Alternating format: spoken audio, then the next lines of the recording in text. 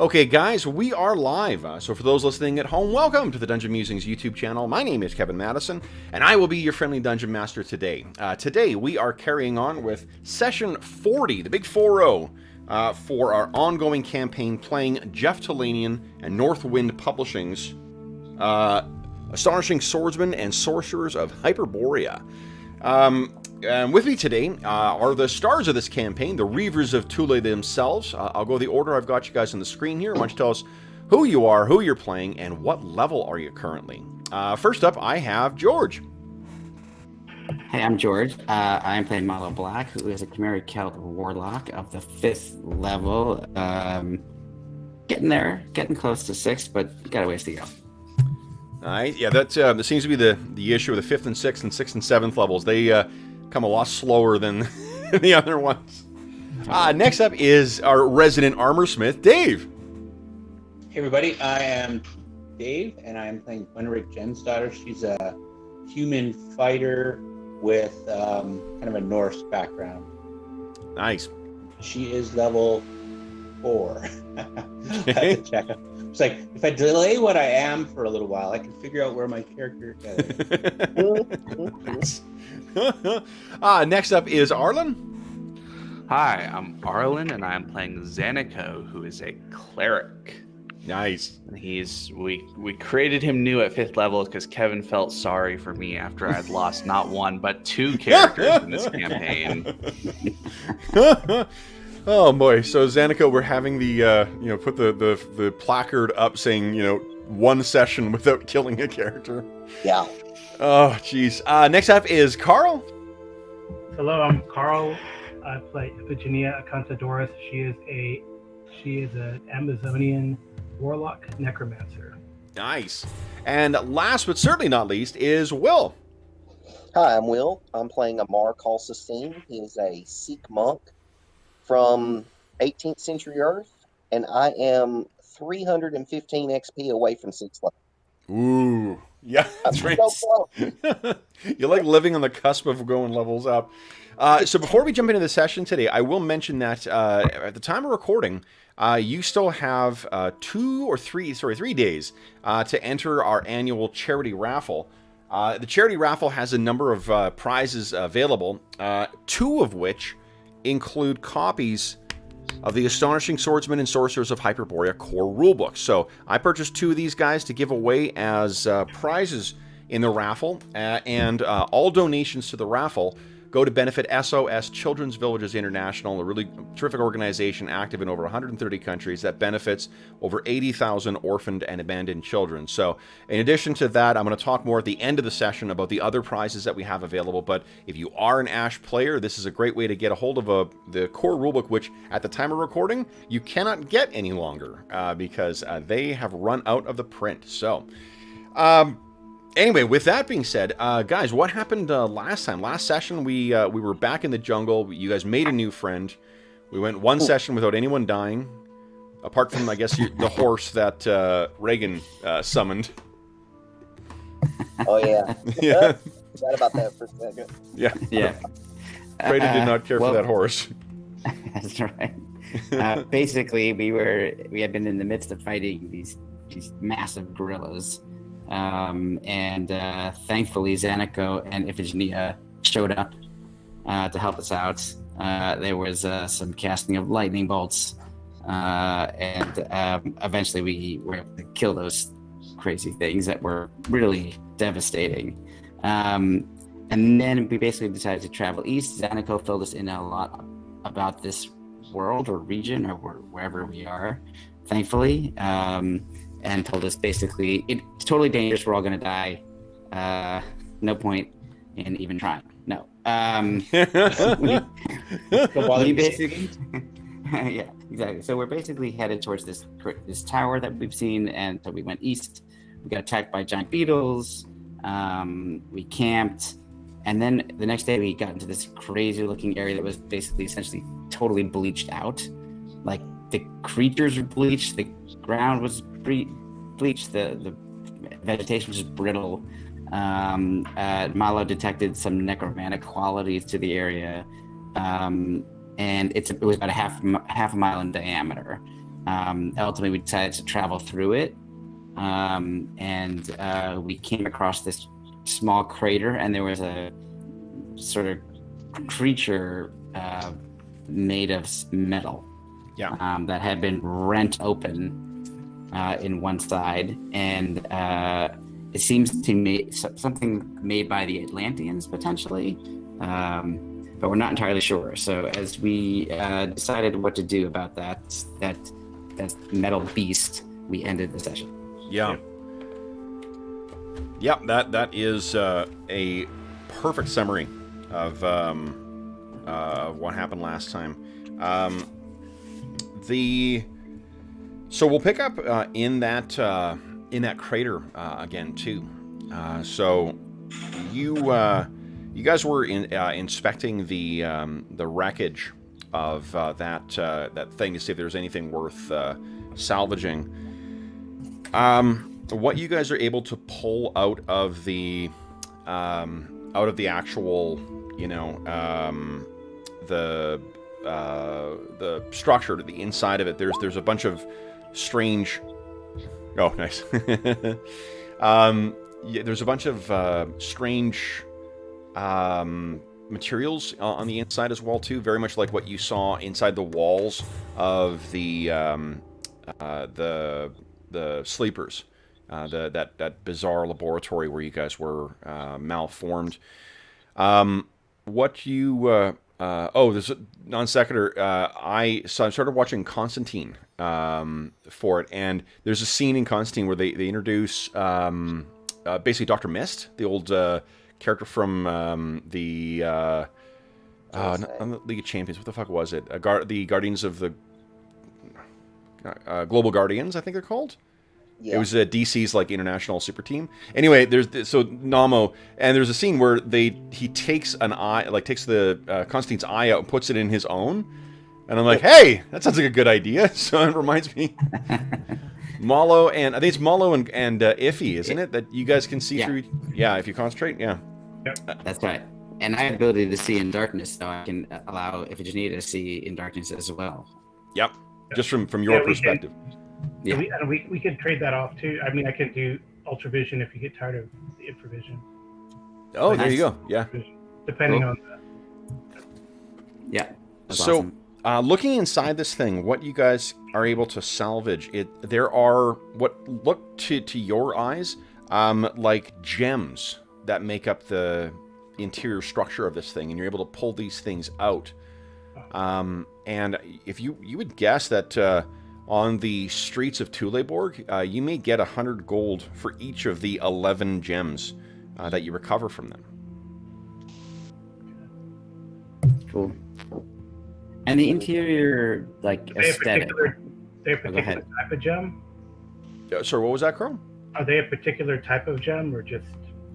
These are not... you've never seen anything like these before. Yeah, they seem to be worked into the interior. If you were able to get further in, this material, this metal that makes up the outside of this thing, even though it's blown open in some areas, it is so much tougher than any metal that you guys have seen.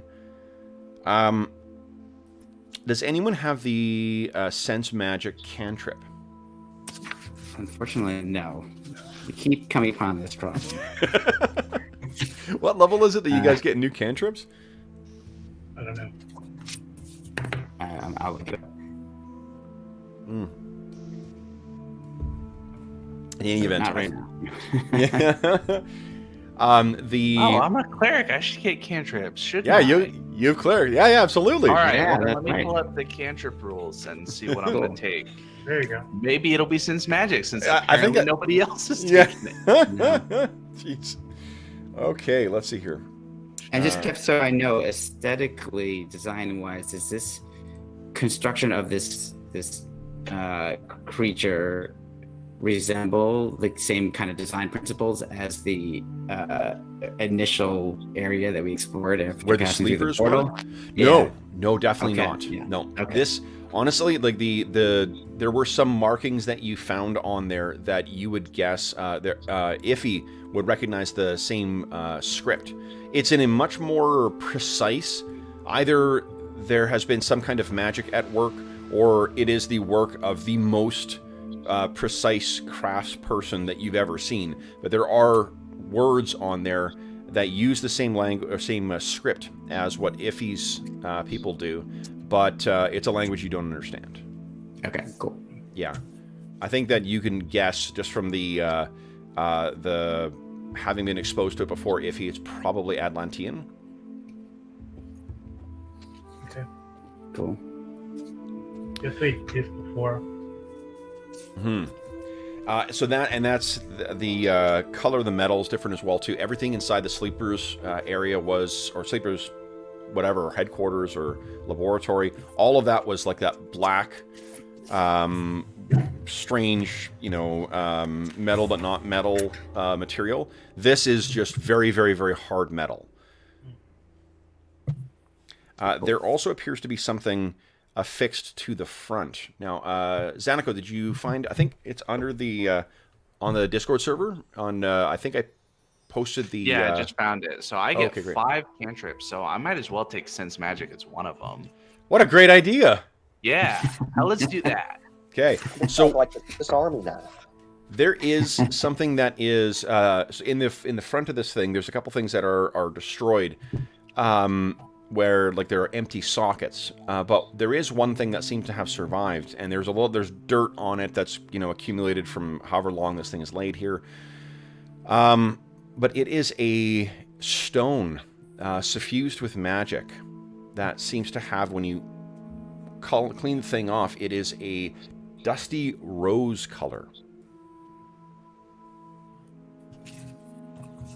And this is a rock, not a gem. This one is a stone. Yeah, it seems to be Okay. a stone more so than a precious gem. Is it like polished? Yes. Okay. Almost like a perfect oval shape. Okay.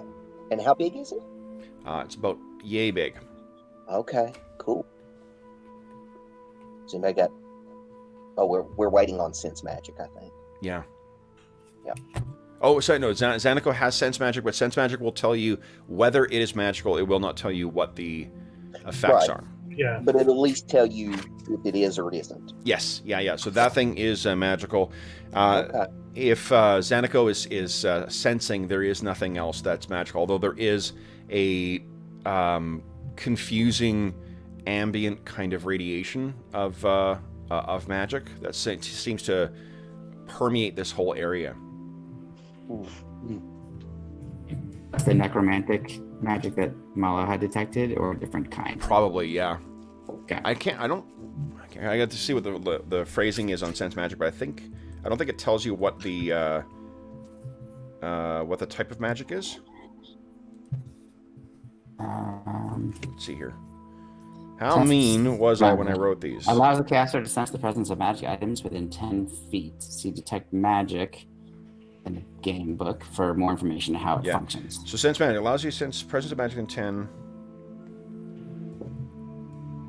Yeah, so it's only magic items that you can detect. So you don't pick up the school or anything like that. Yeah. Right. Okay. So then, what are you guys doing next? This is still only partway through your day's journey, and you can see there's still the smoke, that black acrid smoke drifting off on the horizon, ever closer too. And not horizon, it's like it's not far off. Okay. My penchant for flowery language gives you inaccurate directions. Why are we not getting closer to this thing, Madison? Come on. I just want to look around, because I don't recall doing this. Just look around the perimeter of this metal object and see if there's any footprints or tracks or something. Yeah. I know So it's difficult to find things like that in the jungle, but it's tough because of I mean, you've seen powerful magics that are destructive go off, and this has that sort of. Oh, and you've seen, I guess, alchemical things go off before. This seems to be at the center of a wave of some kind of explosion or conflagration. Although weirdly, like the stuff that's around here, there is definitely a concussive force, and there's a crater that you're in, but it doesn't appear as if as you're looking around here, as if things were consumed in fire. They were just afflicted with this weird, brittleness and leached of all power. And I think the way we described it last time was that the bark of the trees, it was as if there was like tumorous growths within trying to push their way through the grooves on it. What you do manage to find, though, is in spite of the devastation wrought by this thing's, whatever caused this thing to go down, you do find some very big prints. And it's closer to the edge. You can find that the prints are about the same size as the things that you fought, the things that killed Arter. Okay. In turning your mind back to, you may remember that the two of those things had massive burn marks, raw flesh that was exposed for it. Right. Okay. Yeah. Okay, cool. So, it appears that, judging from the distance, it's unlikely you're going to get to the tower today. Do you guys wish to get out of this area and then camp, or do you want to camp in here, or what are you thinking? We want to get out of the area. Camp. Yeah. Agreed. Okay. No one's itching to have a new character, or no? All right, so you guys make your way out. You carry on for as long as you can. Again, let me check for things here. Oh, nice. Okay, great. Good. All right. So then you, the rest of the day's travel, guys. Once you get back into the jungle, it's almost like, or at least the non-blanched, it's almost like stepping through a door, because you go from the silence into suddenly humidity and life and moisture and the sound of insects and birds and other animals and lizards making noise off in the jungle. So it is, it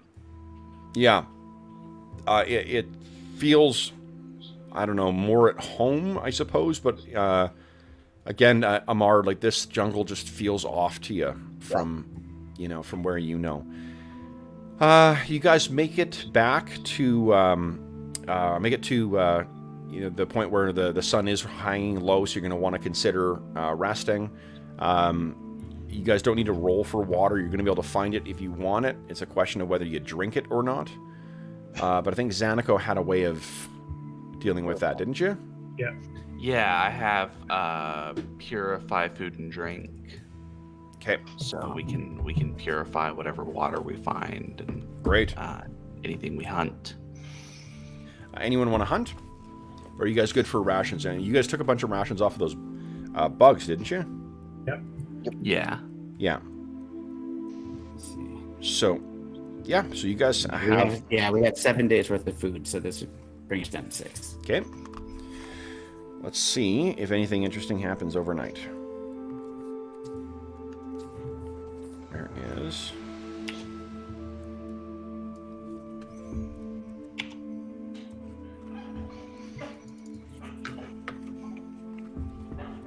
Oh, come on. Come on. Yes, here we go. All right.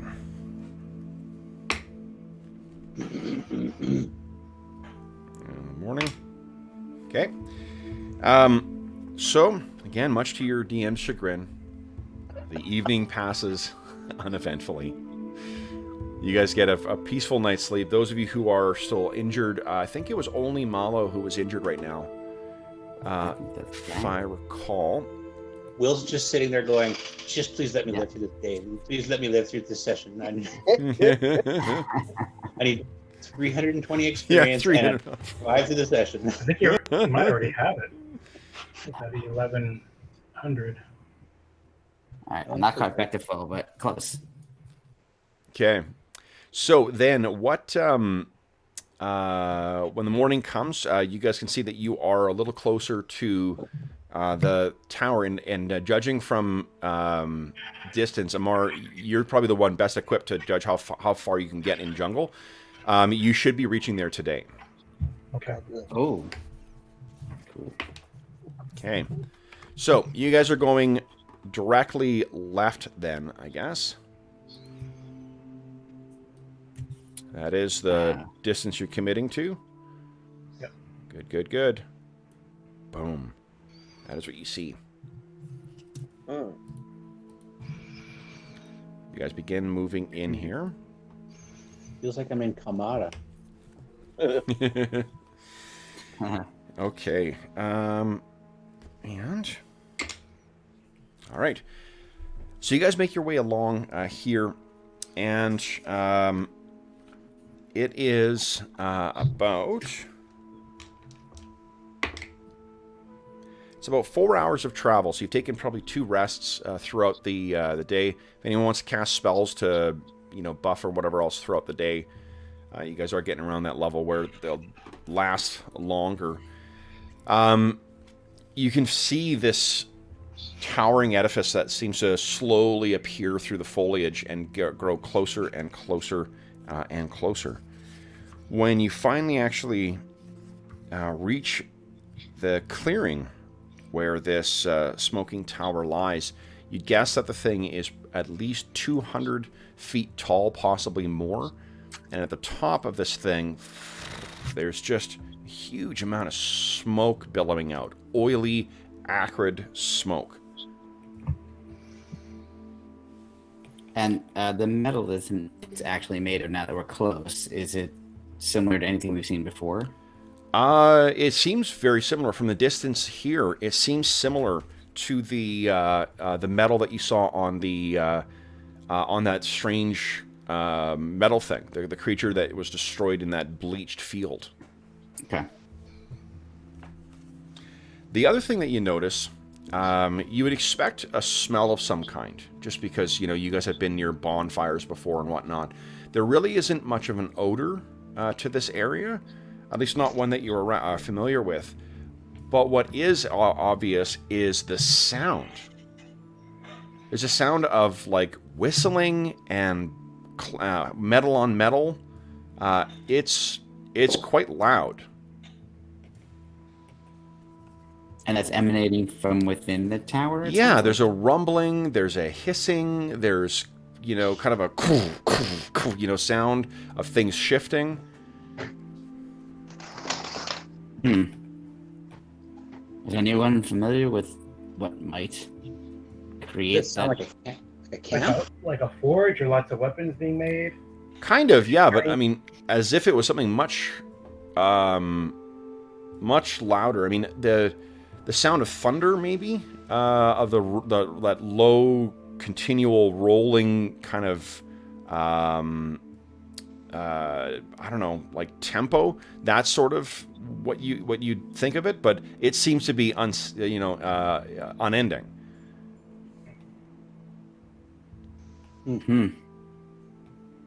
Strange. And no signs of creatures. No signs of creatures. The clearing itself is. Let's see here. Full of landmines. I told you guys that before, right? Before you walked in, I thought. Oh yeah, we decided it was not going to be a problem. Kevin hasn't enough to have 2 limbs. Let's blow some limbs off of our characters. Don't worry, they're deterrents, not lethal munitions. So don't worry, guys. You're going to replace them with something else. So, Exactly. yeah. No, so the clearing itself is about 100 yards, almost in perfect circle, and you can see that the grass leading up to it, as you get closer, it slowly loses its color, much like it did in that clearing. Interesting. Like bleaching, like the last place? Yes, and then at the tower itself, it looks very much like like a wizard's tower, or like a tower built to as a defensive structure. the towers that you saw in Thule that you guys remember, Malo and some of the other guys, you had infiltrated that snake cult. Very much like that. The difference here is at the base of it, there does appear to be what looks like a door out of the structure. I say what looks like because in place of a handle, there is what looks like a dark opening. You'll have to get closer to make out any further details. If you guys take the time to circle the thing before you enter the field as well, to be sure there are no landmines. Yes. You see that appears to be the only portal inside here. For the ground all the way up to the top, there doesn't appear to be any other portal, any other window, any way of looking out from inside. Now, there may be something at the top, but it is shrouded in that oily black smoke, and you can't make out. As much as you try to steal a glance to see if maybe if the wind catches it in the right way, I'll see. It just doesn't ever come. Okay.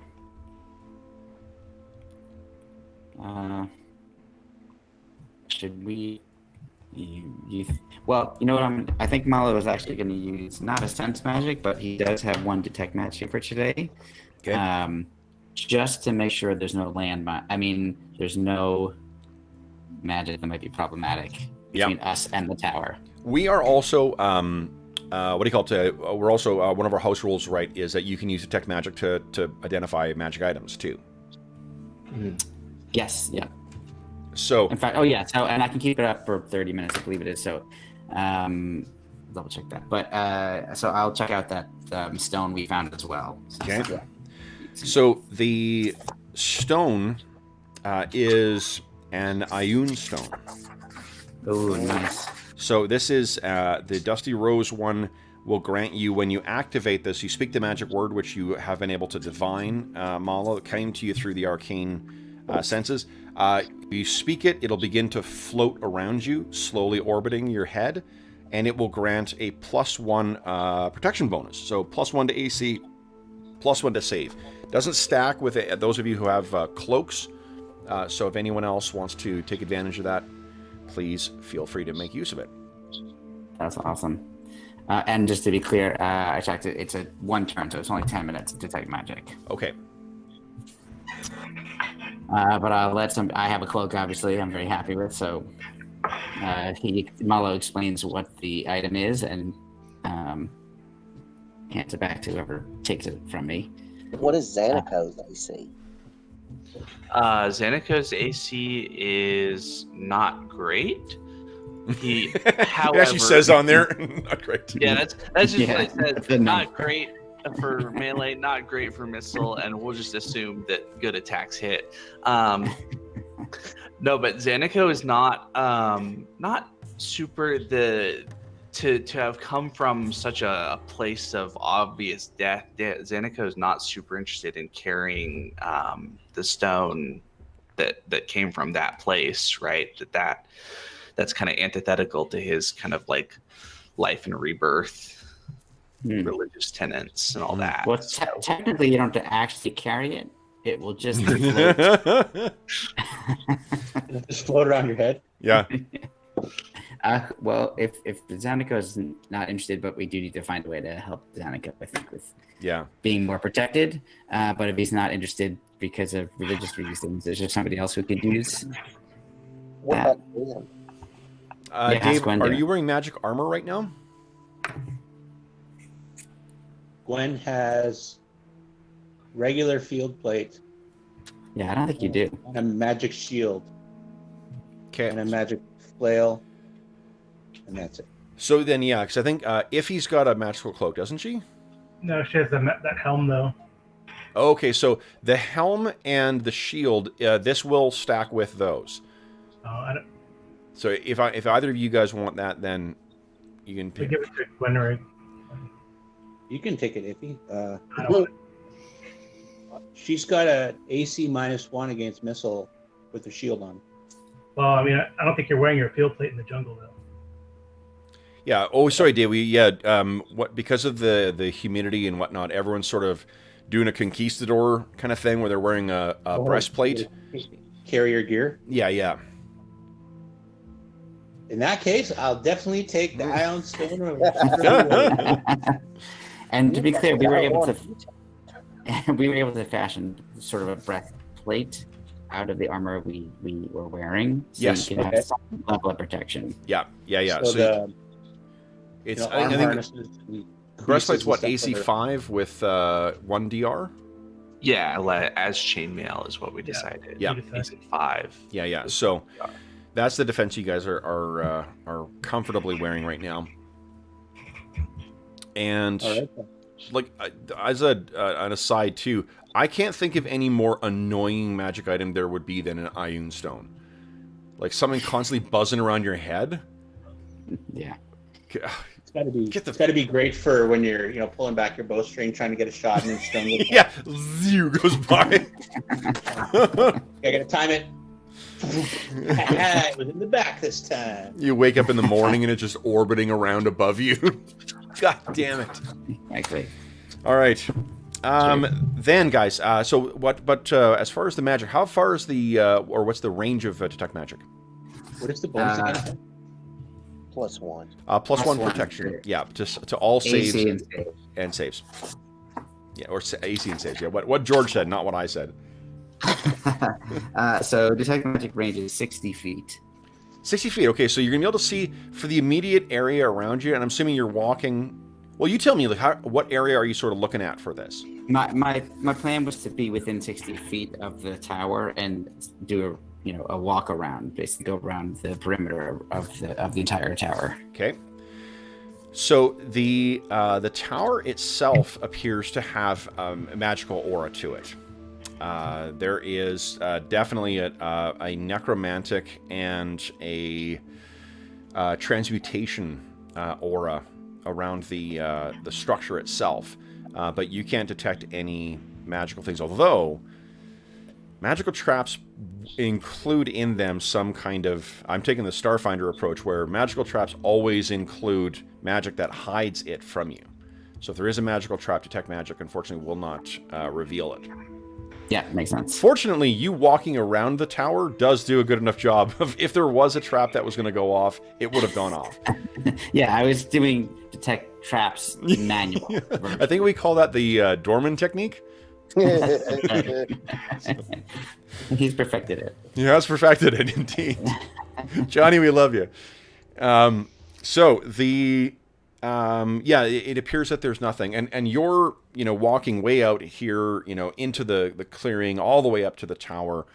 There's no indication. As you get closer to it, you can hear more of the and the hissing of something within. There's nothing there. What's just one question? What's the approximate diameter of the tower? The diameter of the tower is let's see here. I'm more just like, is it massive or is it skinny? Or It's about 80 or 80 feet or so.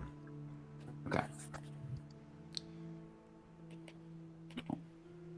Sorry, 60 feet across, it looks like. Okay. But it looms above you, 200, maybe 250 feet tall. Yeah. It's tough because the top of it is lost in that smoke. And if you you can't hear when you're getting in so close to the tower as well. If any of your allies are hanging back, you're not going to be able to hear their voices.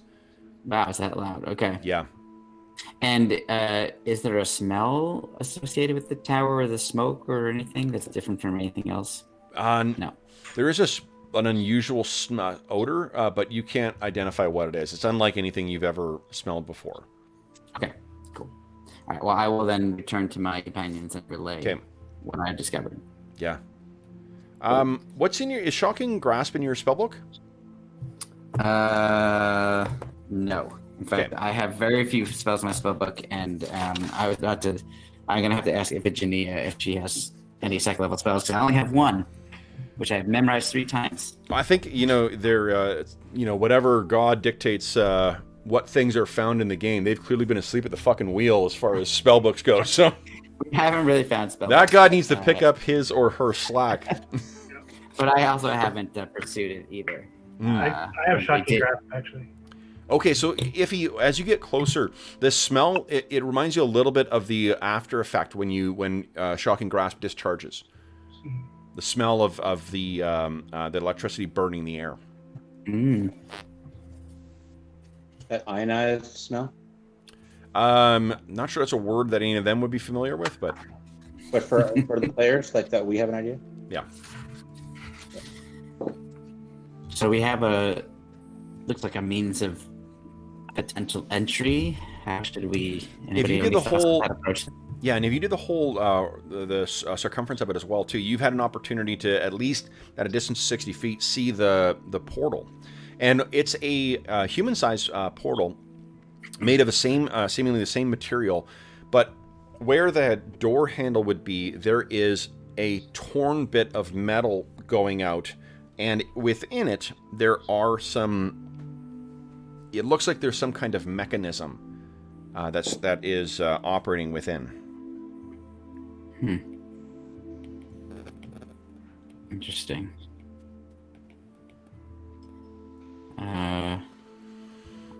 Unless anybody has any ideas that we can attempt from a distance, we may have to approach.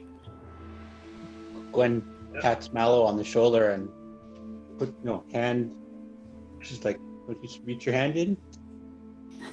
Well, I might reach in with something else first, but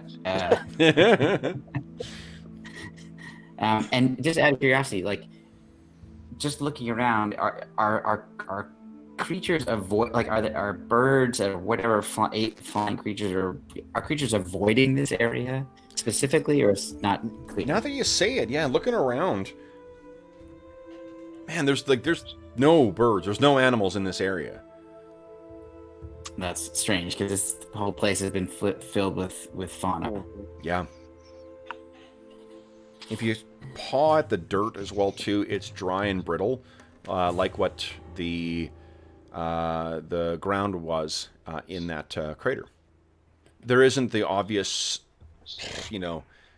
detonation that you saw, or the obvious sort of crater there, but the same blanching that you experienced as you walked through, or leaching, same thing here. You pick up the bits of blades of grass and they just disappear in your hand like they've been parched in the sun for weeks, if not months. Zanico, have you heard of anyone who has come to this tower in legends? I kind of doubt I've heard of this specific tower. No, this whole region is unfortunately Zanico. He has learned through sort of harsh experience more so than legend. We are far from his people. Yep, I can tell you about the blighted lands that the Sky People have left behind, and how we shouldn't linger here. But I know nothing about this specific tower. Maybe we should call out. So, Zanico, one thing that does strike you about this particular area, though, I think that from a distance, over the course of your life, you have seen some of the Sky People's, objects and whatnot. This is much cruder. There's more seams. There's more, there's less precision to the overall form than what you've seen in others.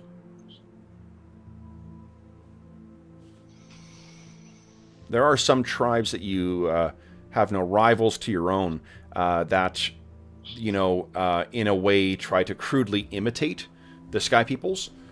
Your people obviously know the foolhardiness of trying to make use of the devices of the Sky People, but for this, though, this is... It's as if they made someone or something made a concerted effort to make as good an imitation of them using their own materials.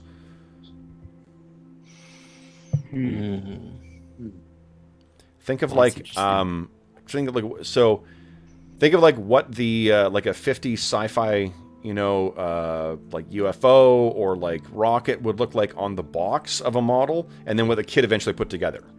Yeah. This this tower is not so fine as some of the others. It looms very tall, but you can see the construction not quite as elegant as what the Sky People make themselves. Perhaps this is made in imitation. You can almost use the stone itself as an exemplar. Like this is the smooth, like it's seamless. The metalworking. It appears as if it has the shape and form of carefully shaped or worn stone, but it's hard and tough like metal. This tower is nothing like that. There's all sorts of imperfections. There doesn't appear to be gaps anywhere, but it's certainly not one seamless or one near seamless structure. It's been crafted with a great deal of less precision. And I'm assuming there's no like growths on the tower itself, like vines or moss or anything like that. There are actually two sort of protrusions out of it that are about 10 feet. It's one sort of long cylinder that goes up on one side, and then I'm sorry, there are 1, 2, 3, 4 of them that extrude out at different points but don't continue on, where it goes out and it'll then disappear back into the form. This is part of what makes you look at that and see that the lines that you normally see in the Sky People's devices, that this is just not quite the same, Zaniko.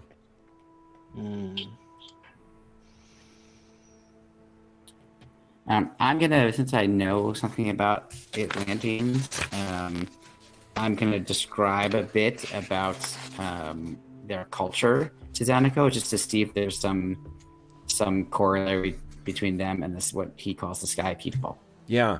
So I think like some of the if you draw on the ground, like let's say, for the listeners at home and as to bring us all back on the same page, it's that 30s Flash Gordon aesthetic is what the Atlanteans look like. The Atlanteans have that kind of like weird like fins on the shoulders of your tunic and like tight fitting caps with little fins. Yeah. Like something like that. Which I totally. Yeah. Exactly. Oh, that's awesome. Yeah. It's exactly it. It's that kind of God, what was his name? It's not Raymond. Who's the artist who? Yeah, it is. I think Raymond Swanland? No. Flash Gordon. Yeah. Alex Raymond. Something maybe. Yeah, if someone in chat remembers, I'm not going to bother looking it up right. Maybe on the break I'll look it up. Alex Raymond. Alex Raymond, beautiful, yeah. Nice. So that's the sort of aesthetic, and if you draw sort of that stuff, like a person with like the the fin on the head, starburst on the chest, of a tight fitting tunic, Zaniko, you recognize these symbols. Like, you guys, your people have not met these, but what you found is remnants of them that are scattered throughout your land, scattered throughout this region. Interesting. Yes, these are definitely the Atlanteans you speak of are the Sky People of my people. Very curious. Well, this seems like a pale imitation of the Sky People, this structure. So we shall see who wishes to be like the Sky People, but isn't. Ephigenia, you wanted to call out? Yeah, should we say, hey, we're here? Okay. Maybe people could won't be hostile, but likely they will be. I mean, Yeah, I mean, guess we're not being if stealthy. someone's watching us, they already get to know. We're not like, it's not like we're sneaking up Okay. the tower. So you shout out and you're looking around.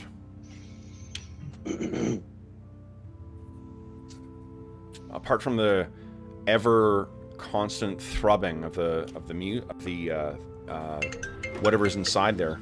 Oh my God! There's a strange sound. That definitely sounds Atlantean. Yeah. Someone needs to check their communicator. Okay. Sorry, my doctor's office calling me for some reason on a Saturday morning. Oh, go ahead if you need to take that. No. It's just to confirm an appointment. It's not like test yeah. results or something. It's just because I have an appointment on Monday and Oh. they couldn't call me on Friday for some reason. Yep. Well, if that doesn't work, if nothing responds, Malo will be willing to walk up towards the tower and, at least inspect that strange hole. So these here is the there we go, musical cues for the tower. Well, that's good. So you make your way up to the outside of here, and is anyone actually touching the structure? No, I think I've warned people away that it smells like when I cast shocking grab, so Yeah. I suspect it'll. It's a faint. It's not an overpowering scent. It's only like in passing you kind of smell it. Well, if it's not overpowering, I'll lick the tower. Nice. So you get closer, and Tower looks back and appears to be where are you touching? There's that portal that it seems to lead in. There is the there's the whole rest of the circumference of the tower you could touch. What are you thinking? I mean, unless somebody else has an idea, Malo is willing to go up to the portal, not touch it, but at least look into that gaping hole. Oh, it's open, huh? Well, no, there's like a hole where the handle would be, right? Yeah. Yeah. It looks So just to- like the damage to it's consistent with if something was torn off. I see. So there's no like mechanism that we see inside that you manipulate to open it. There is, but it is so much more complex than what like your familiarity. None of you guys are rogues, so working the I thought Reagan's not here though. No, Reagan's not. No, Reagan's a rune raver. Character. Yeah. Hobbs' character. Yep, Prada was the rogue. Prada was the rogue. Yeah, Hobbs' character.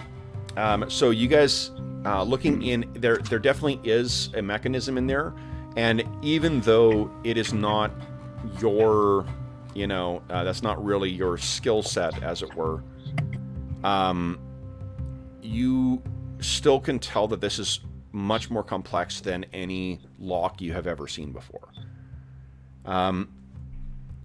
Let's see here. Why doesn't everyone give me a D6 roll, please?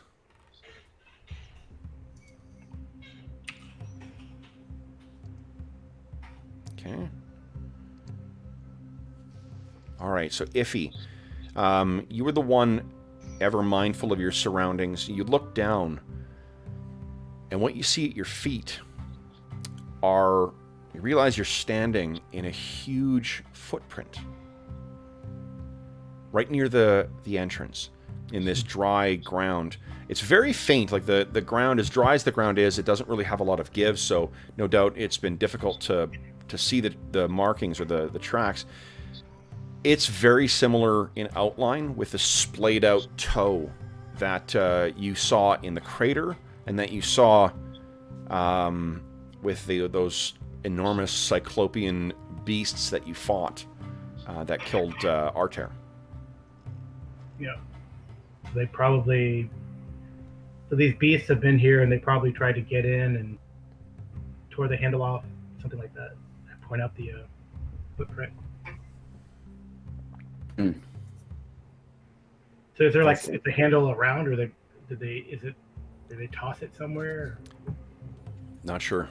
If you spend a little, you guys have done a circumference, like a complete kind of reconnoitering around the entire outside. You didn't see it there, so not sure. I mean, you guys could just jam shit in there. No one's touched the door as of yet, so maybe it's open.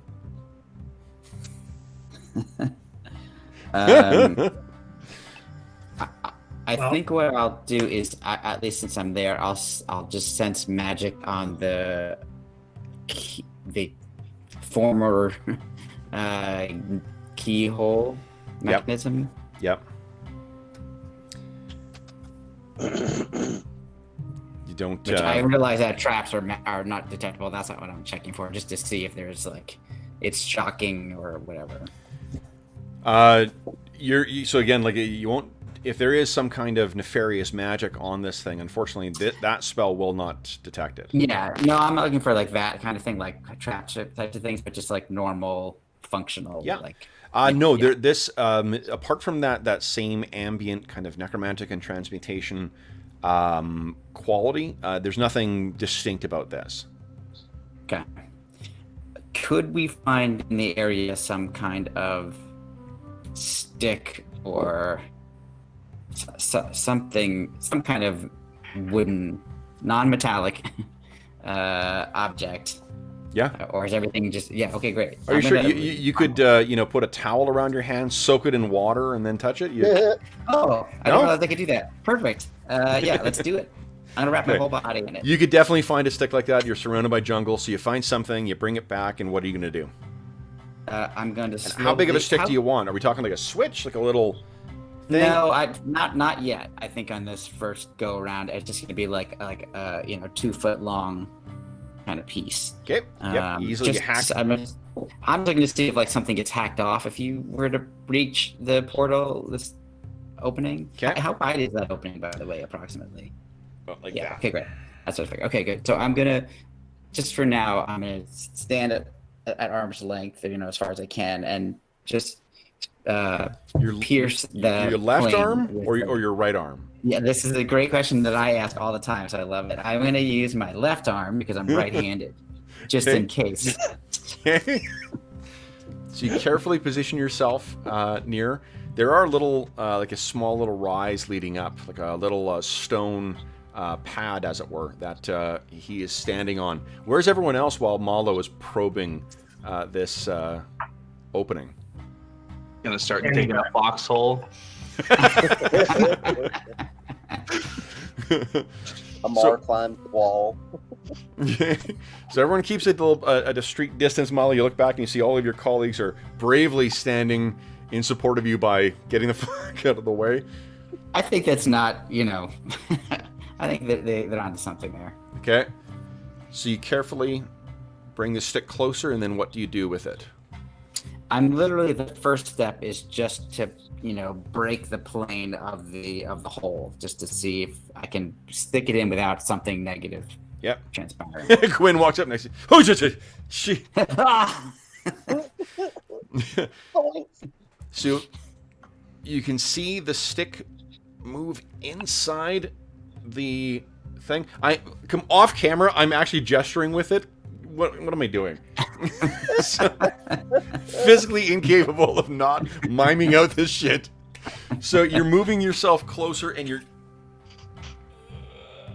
trying to get it in. It breaches through. Mm-hmm. And then you get resistance. What do you do? I will... Is the resistance like something pushing, or I've hit the resistance? You've hit resistance. Something as you think you've hit something on the other side. So you could wiggle it. I move it think around. I'm gonna, very slowly kind of move it around just to see if there's resistance just in one spot, if it's actually a larger plane of something.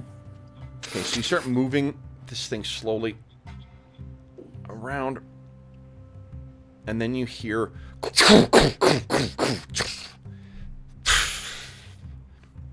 something moves within. Part of the stick is pulled out of your hand a little bit, and you drop it, and then the stick just drops. And the door seems to move ever so slightly inside. I take a few steps back. So right from where you are, it's only like an inch or two in. You actually can't see quite inside yet.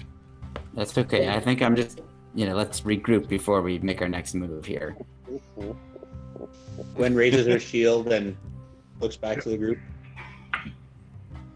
You gonna push the door open, or do you guys want to do something first?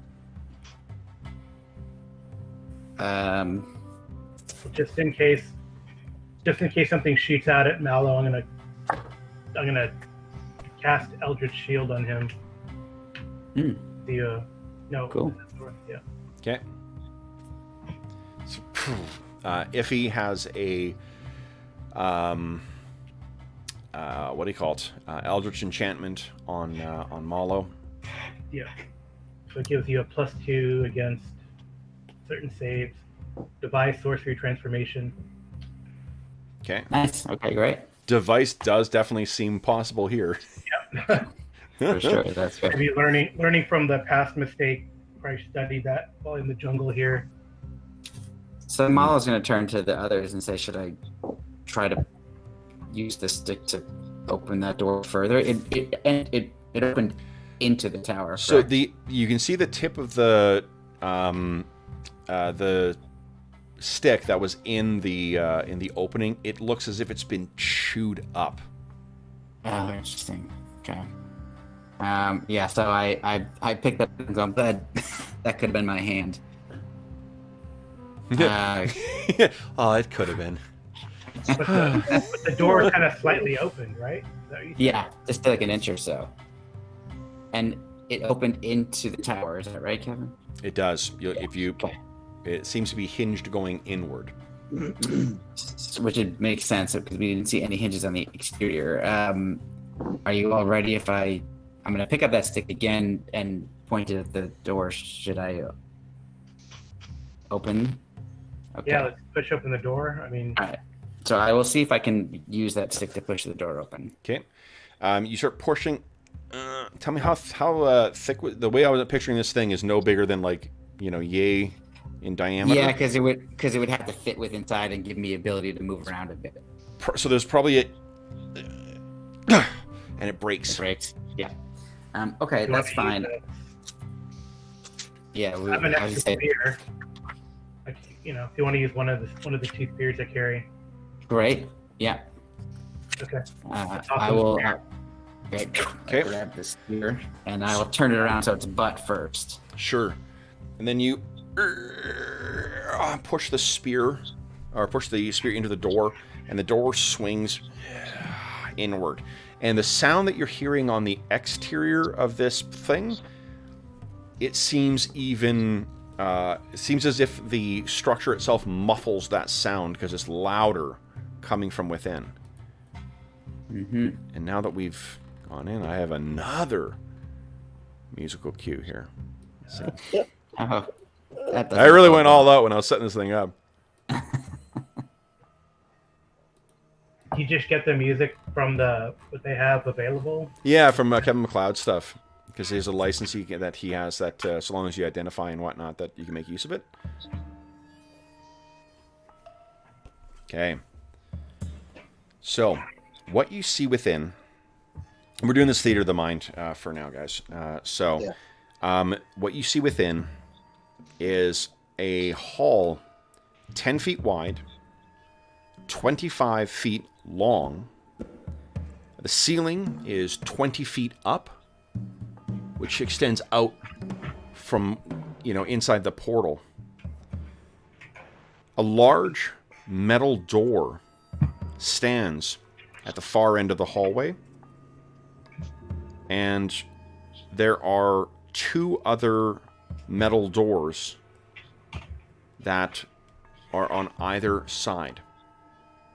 So straight at the end of the hallway, there is a large metal door, and then there is another one to the left, right next to that, and another one to the right, next to that. The one in the middle is slightly smaller than the others, and there's a strange metal wheel mounted on the center of each of the doors. From where this is placed, you would guess that there may have been a similar wheel on the exterior of this door. This you recognize, Zanako.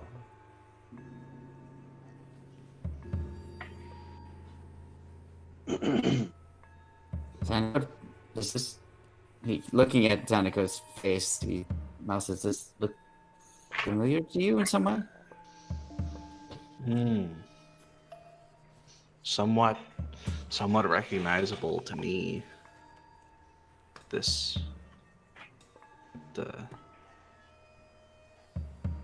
doors and all.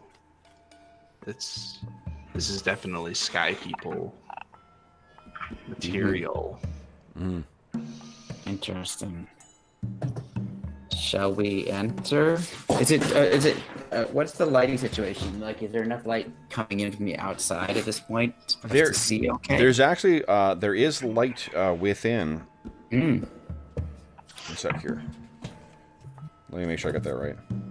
Yeah, there's it's completely illuminated in there, but it is a pale and lifeless kind of light in there. It doesn't dance the way firelight does or torchlight does.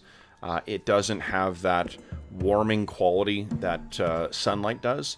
It has an antiseptic, pale light inside, seemingly coming from somewhere up in the ceilings. You can make out every detail, though.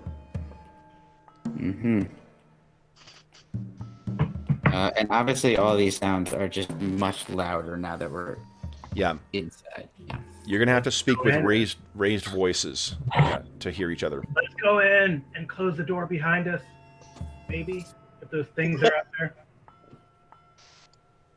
Well, that is true. There could be more. Obviously, those creatures are bold enough to come up and looks like potentially have torn out that wheel-shaped device from the exterior of the tower. So that does seem like a good idea. Is there a way? So on the inside of that door that we just entered, is there like a wheel on the other side? Yeah, there is. Yeah, there is. On the far, if you look inside, there is on the far side of the door. Are you guys stepping into the room? Well, I'm going to look at the floor just to see if there's any obvious, like... Are there, like, stones or rocks and stuff out there, out in the lane in front of it, or is it totally clear? Or you can probably find, if you want, like, a handful of dirt or stones or something like that, you can find that somewhere in the vicinity. Okay. So we could toss, like, a stone down. Toss the ion stone. No, yeah. It's actually attached to Gwen. Whoa, shit! Whoa. Toss the stone down That's there. how that works. Get it across the floor, see if something explodes. I do like the idea of if you secure the ion stone, then Gwen starts rotating around it. Wow! So wait. you toss the... I think Pathfinder 2, they figured that out. There's like those little compasses. They have an ion stone that you can put in them so it doesn't spin around your head. Yeah. There you go. Ion stone holder. One, in Starfinder, the Aslanti Empire, they actually mount ion stones. They call them something different, right. But they mount them in their armor and shit like that. It's super cool. Yeah, that's cool. Yeah. They also that creature had it mounted, basically, right? It did, yeah. It's almost as if like your DM is lazily stealing ideas from other better game designers. We've run into the Aslanti are supposed to be Atlanteans, aren't they? In the Galarion, anyway. Yep. Yeah. So you find a handful of stones, you toss it in there, it just scatters across the flawless metal floor. And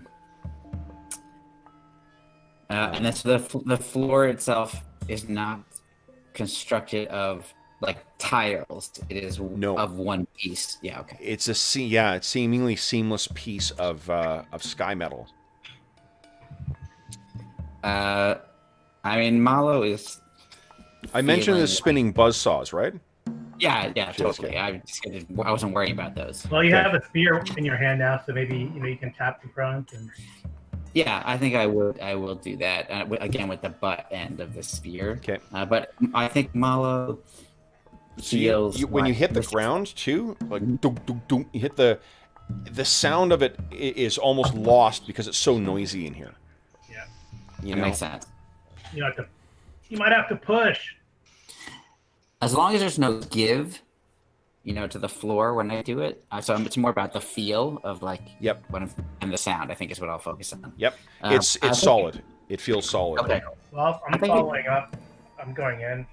Yeah. Okay. So I think Malo is willing to do this because he still thinks that Aurora's. This is part of the plan that Aurora's has set out for him. Yep. That potentially he's going to find his army of rangers somewhere in this strange land because there's an Atlantean kind of vibe, and Okay. So I want to point out, Dave was teasing me a moment ago about Old Man Bladder. he actually he had to break the seal before me. When you walked away, he actually said that he said I can't say anything. Because... That's awesome, Dave. Do you guys want to take? We're almost at the halfway point anyway. Do you want to take a bio break now, and then we'll come back and see what horrible I'd rather shit? live for 5 more minutes. I do have a question. Yep. Before, so one of the Amazonian cities has like flying ships or anything like that. So Yep. How much does Iphigenia know? I mean, maybe clearly doesn't have a direct experience with them, but has heard of them, right? Yeah, I think what you would recognize it is as technology as opposed to like, superstition or whatnot. Xanico may be interpreting this stuff as a little more like in the realm of the supernatural, whereas you might recognize it as like, this is not enchanted stuff. This is just a level of craft work that we just don't understand anymore. Right. Yeah. I think like no one knows how to make these. They just have them and they work. Right. Yeah. Yeah, it's kind of like. And that may be unfair for Xanico. I don't know. What do you think? Like, do you think they would recognize it as crafted by men, or would they be like, sky gods kind of? I think they recognize it as crafted, but that's sort of part of the problem, right? Because I've been really sort of tying in a lot of this stuff into the sort of natural cycle stuff, and that's a really big thing for Xanico's deity. Yep. And so I think Xanico will, before we step in, he kind of steps up to Malo and says, "In there, I doubt my God will be able to hear my prayers, because Xanico's player is getting a bad headache and needs to drop out at the halfway point." Oh, okay. So his character is going to be useless for the events of. Yeah, no and problem. Xanico's player doesn't want to miss the charity session later. For sure. Yeah. No problem. Okay, so Xanico will so. keep watch outside. He's Yeah. watching the horses. Sounds good. Yes. You're not existing. All right, feel better, Arlen. And then Yeah. we'll be back in a moment here. I'll reshuffle everyone's Cool. thing here, so we got them lined up. Let's see. Okay, so we'll be back in 5 minutes, folks. Perfect. I can go now? Yeah.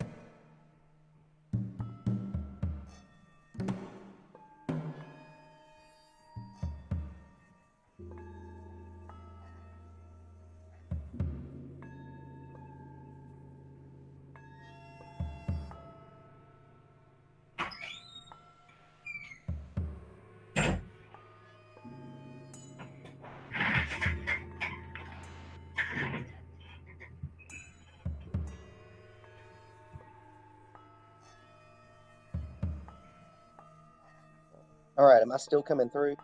Yep. Okay, great. I'm pretty bummed that Chadwick Boseman passed away. Yeah, I wasn't the biggest fan of the Black Panther movie, but I liked him in like the Avengers and stuff. Yeah. But I just never knew I never knew he was sick. Yeah, I mean, there's more cases of colon cancer in young people, both men and women. I have another friend who passed away from that a few years ago. Yeah, and I got to worry Crazy. about it. So like, at 50, the great thing that happens to a man at 50 is he has to get his colonoscopy. Start getting. Oh no, I've already had. Yeah. Yeah, so I gotta go this year. So. Well, and they might have to lower that age. They are lowering the age, and the AMA is trying to lower the age. And I will just, because I have to just feel like I make a public service announcement about it, which is that it's not that bad. Somebody had really freaked me out about it before I did it, and I was so filled with anxiety about it, but it was totally fine. So anybody listening that's like has to do it, it was no problem. Yeah, the worst part is the prep. Yeah, and it's fine. Yeah, in the it's grand not scheme of bad. things. Yeah. Yeah. Well, they were saying that 45. Training. I mean, it's based on demographics, but they're saying 45 was the recommended age for black men in the States. And now they're saying everybody should be 45. Yeah. Well, I mean, Boseman was 43, so maybe. Yeah, like he was diagnosed at 39. So I mean, geez. Yeah, it was shocking news. Yeah. Okay. Mine a couple years ago. I forgot my coffee. Oh, sure. Yeah, I did the same thing. What was that, Will? No, I was saying I had my colonoscopy, I want to say 2 years ago. I got a bad bout of diverticulitis. And so they wanted to, after I'd had a couple of them, so they said, after you recover, come in and let's check everything out. Yeah. So they found some polyps, but they were non-cancerous. So that was good. But Dad had prostate and colon cancer. Oh, jeez. And he's beaten both of them at this point, but he had. Okay. Yeah. So I go every 3 years, I think. Yeah, I think it's every 3 if you have a history, and every 5 if you don't. Yeah. Yeah, that's me. I now have a history between the diverticulitis and the polyps and my dad's cancer.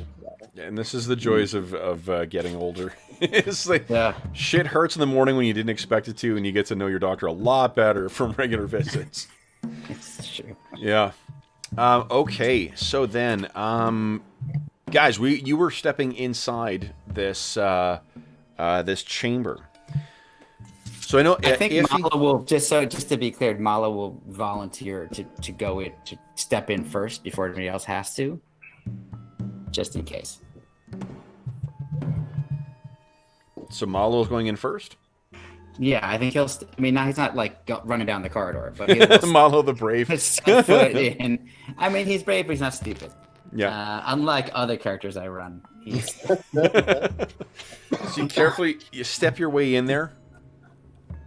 And once you're actually inside in the enclosed area, the sound of the humming and the sound of steam and such. Like imagine standing next to like a 70s automobile with the hood up. That's sort of the ambient level of noise where you're gonna have to speak at each other, while the engine is running. But nothing seems to happen to you. At least nothing obvious. Can I feel the vibration now that I'm standing on the... Yeah, now that you can feel it. Yeah, definitely. It's transmitting through the floor. Not like to the point where you're like, you don't see the dirt like vibrating across it, but it's enough of a force that you can feel it in your feet. Okay. Okay. All right. So once I feel like nothing untoward has that I'm aware of has happened. Yep. I will turn towards my companions and since I don't want to scream at the top of my lungs, I will just wave at them to venture.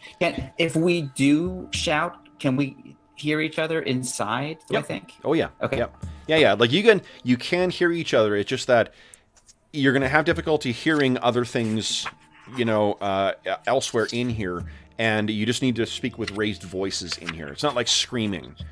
Okay. Or you can lean in close to each other and kind of speak with a slightly raised voice. Okay, cool. So again, the room I'll is leave it in. 10 by 15, 10 by 25, and at the far end of this rectangular hall, there's a big door, and there are 2 doors on either side. So one straight ahead, opposite the one you're coming in, and then 2 others. And the 2 others, are they at all the way at the far end as well, or are they along the way? On the far off, all the way along at the far end as well. Okay. So I'm not going to proceed until I see my companions following. Okay. And then I don't have to go first, but he's willing. Perfectly willing. Okay. Just in case somebody else. Malo, the situationally brave. Well, I'm going to call it strategic. I'm going to say strategic. Good call. So it sounds like Iffy was happy to step in next. And then Gwen. Then Gwen. And then finally Amar. Yeah, I always bring up the rear. Okay. Do you guys choose to close the door behind you? We won't close it all the way because and you guys out there Yeah. Okay. close it like it, so it's not doesn't look like wide open. Yeah. If anyone is looking. Okay. So you close the door slightly. Mm-hmm. And then what do you wish to do? There is the door directly in front of you. So it's One like on the left, one on the right. All 25-foot hallway. No, it's Wall. there's no hallway here. It just the doors. Each of those seem to be about 5 feet, but you're standing in a 10-foot by 25-foot long rectangular room. The entrance is at the short end of one. There's a door at the short end of the other, and there are 2 other doors adjacent to that one. Oh, okay. So I'm going to proceed down to the 3 doors, Okay. attempting not to touch walls Okay. along the way, but I'm looking at the walls to see if there's writing or scratches or anything of interest. There And I guess is the floor too. on the inside here. You can see there are when you get close to the area around the door, there are pipes and there are vents that are set into the walls in here as well. That if you, I don't know if you touch them. Do you touch them? I'm not going to touch them, but I'm with my hand near them to see if there's any air coming out. If you put your bare hand up there, there is air circulating through them, and if you get close, some of the pipes are hot as well. Huh. Interesting. Do I think obviously not touching them, but do they feel like they would be super hot, like I would burn myself if I touched them, or they're just... Not like you would injure yourself, but you certainly wouldn't want to hold it for very long. Okay. Yeah. Think of like a spoon coming out of hot water in a sink. Like, you're not going to really cause damage, but you really don't want to press that up against your flesh for too long. Yeah. Okay. And the other 2 doors that are not the central one with the wheel, Yep. did they have any kind of mechanisms or anything on them that would require... All of them have the exact same mechanism that you can now see on the other side of the door you came in. There's a big wheel on there that you can grab and turn. Okay, I got it. So all 3 of them have the same mechanism, but the middle door, is it bigger? Nope, same size. All same size? Okay. All 3 Okay. doors seem to be indistinguishable from one another. Well, I turn to the group. Any thoughts? I mean, we can't... Hearing at these doors is not going to really help us. Yeah. So just to clarify, this is a 10 by 25 room. There's like the wheel door at one end, and then there's 2 other doors on either side. Correct. Yes. On either in the other On walls. on the left and right wall. At the Correct. far end, if you're standing at the end where you entered, you go to the far end. There is a wheel door. There's the door on the far side that seems identical to the one you came in. And then immediately next to that, on the left wall and on the right wall, there are also doors. Gotcha. And there are all these hatch doors, Yep. right? Exactly.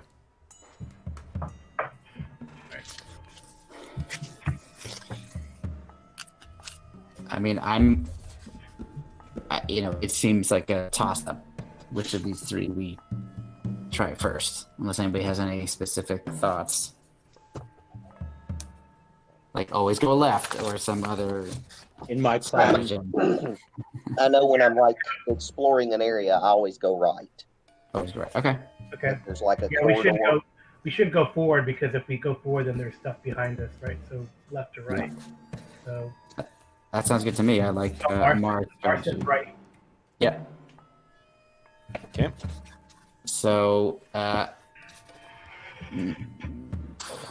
right. So I'm gonna, with just one hand, my left hand, I'm gonna touch the wheel on the right-hand door and see if I get shocked. Okay. So you place your hand on the right-hand door. Does not seem to do anything to you. At least, not anything obvious. And does that metal have a temperature other than the rest of the? Okay.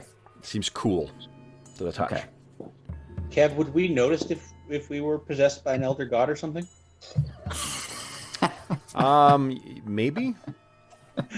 Depending on the nature of said god. I'm going to. Mollis is making an assumption because I don't think he would have seen anything like this sort of hatch mechanism before. Mm-hmm. Because it wouldn't be commonplace in the world, right? This is more of an ancient Sky People / Atlantean type. Yeah. Yeah. So he's just going to assume, just out of common sense, and he's got a decent intelligence, that he needs to turn it. So he'll start out trying to turn it clockwise.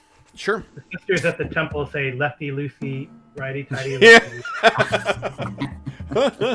So, and to be honest, it's very easy because one direction you cannot turn, and the other direction there's something shifting within. You can feel it through the handle, and it moves fairly easily. Like there's this very, very smooth action with it,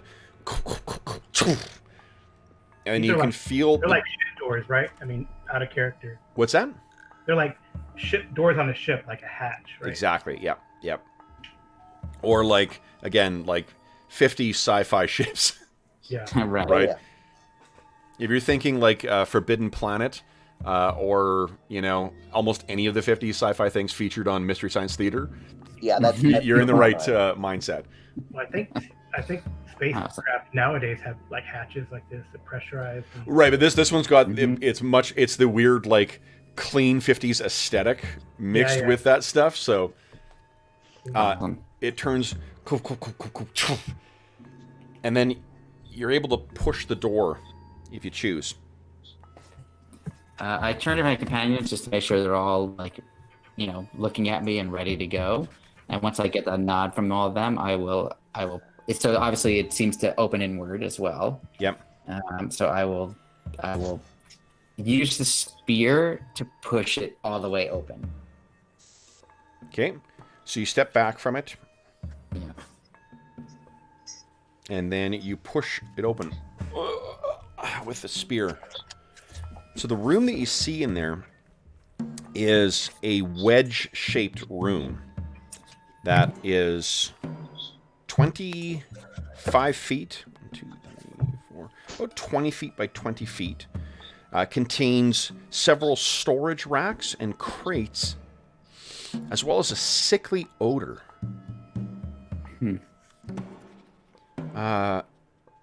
There is no other obvious exit from here, no other portals, apart from a wrought iron spiral staircase that seems to lead up on the flat side of the wedge farthest away from you. There is stacks of what looks like furniture, odd pipes and bits of metal. There are some casks in here that seem to be made of an unusual material. And there are two bizarre-looking humanoid statues or sets of armor Each of them has a unusual translucent shield that is framed with a kind of a metal outline and a big hammer. And the hammer has gold or brass filigree on each end of it. And there are accents throughout the armor that have filigree on it as well. Whatever, either the person who would wear these sets of armor are different proportions to you guys, or these are not, this armor was never intended to be worn by anyone. I see. When you say different proportions, what specifically are you referring to? The arm The length? head is more squat down, so it'd be difficult to imagine someone being in there. The shoulders seem further apart than what a man may comfortably, bless you, wear. Okay. So this is what you can see from having opened the door. I turn back around and say, should we check the other doors first before we deal with anything in here? Yep. We could do that, or thoroughly examine this one. I would say not go up the stairs. No. I have heard of magical automatons. I do not know anything about the ways of the Atlanteans and their magic, but those things, those suits of armor are clearly not crafted for anyone of our world. So they give me pause to investigate further. Sure. Are they about the same proportion? Are they bigger? Are they than us? Or are they... They're about human-sized, Okay. you know, man-sized, but the proportions just seem off. Right. Maybe if, because like where the shoulders would meet up just seemed too high, and there wouldn't be sufficient room for the head. They are otherwise identical, though. There's one to your right and then one across.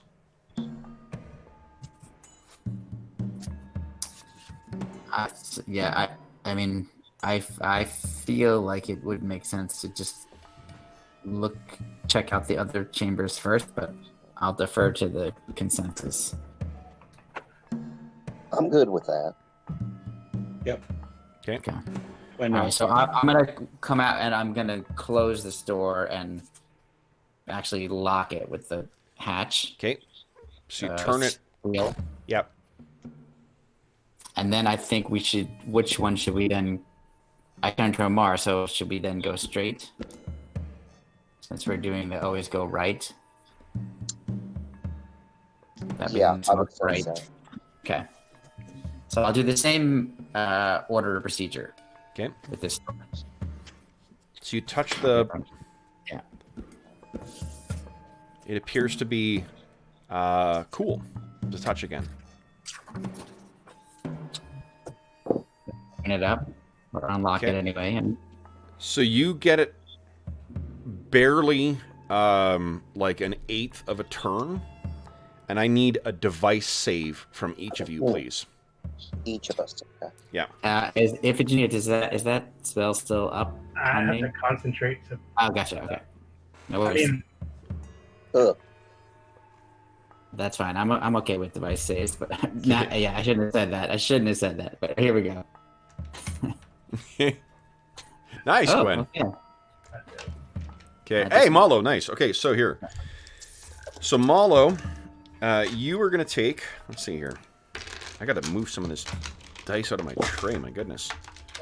Clean up your mess, Madison. Good lord. were those the 15d6 you roll? Oh, wait. No, that was online.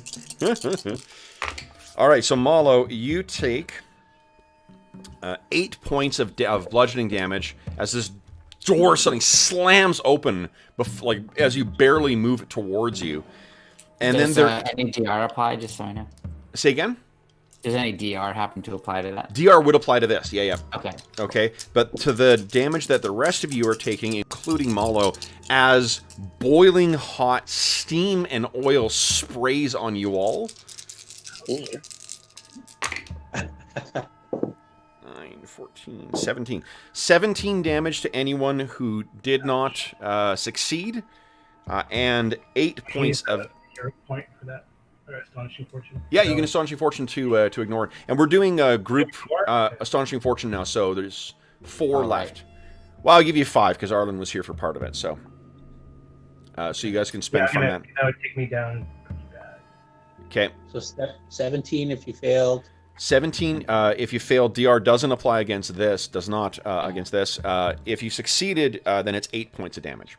So 8 is more tolerable. If you're spending Astonishing... Oh, no, that's right, yeah, because it is a success.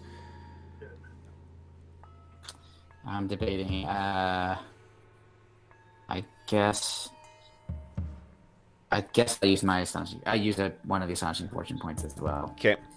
Let me... So yeah. I'm going to bring us to a different map so we can actually have your characters. How many people used this? Did everybody use their astonishing fortune? I'm debating. Okay. Yeah, and that knocks me down under half my hit points, basically. Pool as well, too, guys. You guys have 5. There's 5 points in total. So I used one. If he used one, Dave did Glenn use one? So I only take 8 as opposed to 17. Here's me a very boring screen. Dave, did you use No, one? I succeeded. Okay. I rolled a 19 somehow. Nice. But it's like save for half, right? So you still yeah. Yeah, I think I'm going to go ahead and spend mine then. Okay. So that'll get me hope. I'm assuming Preda the Tundra Tiger is watching with... yeah, with the horse. With the horse? Yeah, here, let me just move you over, guys, so we can... That's much more tolerable. Okay, here we go. So go in. And we are not going to always do this Theater of the Mind. I just did not have time to get the map done, so we're indulging it for now. No, it's cool. Iffy. Oh my goodness, iffy. Shit. Okay. Yeah, she is at 20 out of 28. Yeesh. Okay. Oh no, right. I guess we would have gotten like at least one hit. Wait, like a rest hit point, right? Yeah. Because we could camp overnight. Yeah, you definitely would have had that. That's our hit dice plus column, right? Okay. Yes. Yeah. All right, guys. So, once this sort of hits, then the rest of it... I think there's a hit dice button on the character sheet, actually. There is, at the top. Okay, so you guys have been sprayed by this. Once that's over with, Malo... Oh, here, everyone give me a D6 roll, please. Okay.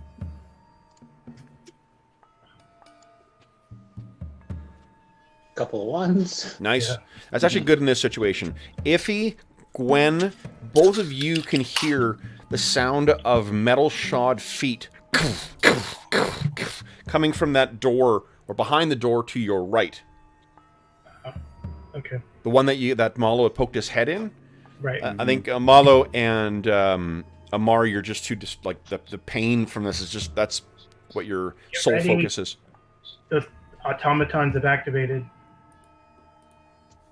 So, you can hear them getting closer. Do you... what do you guys do? Turn around, shield up. Did the door ahead of us, is it open, or that was just from me trying to... It's open, and it just seems to be opening up to, like... There's still, like...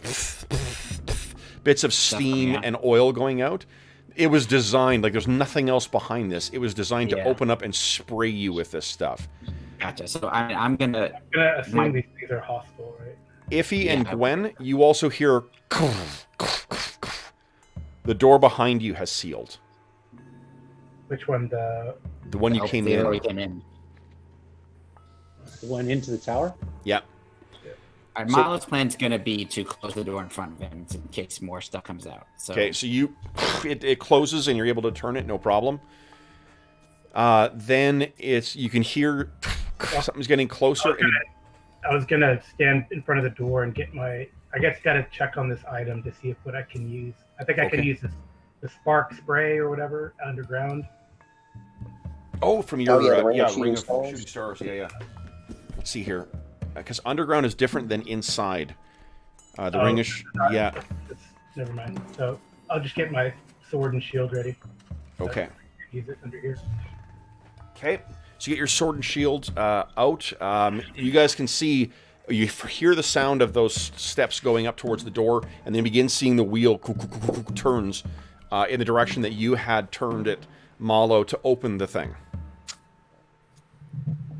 So it hits and then swings open, and you see one of those malproportioned sets of armor begins stepping through, and the shield is up facing you guys, and you can see that on the hammer there is now lightning playing across it.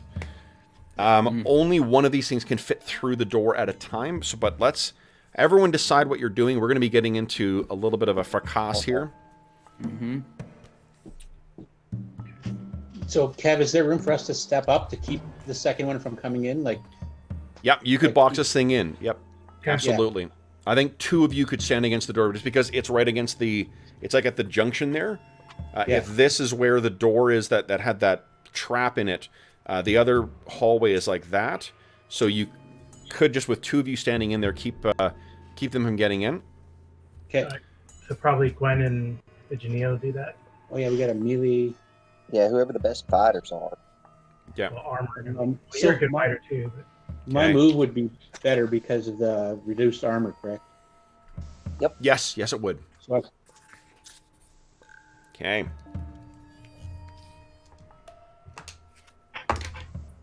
All right. I think I got the attacks.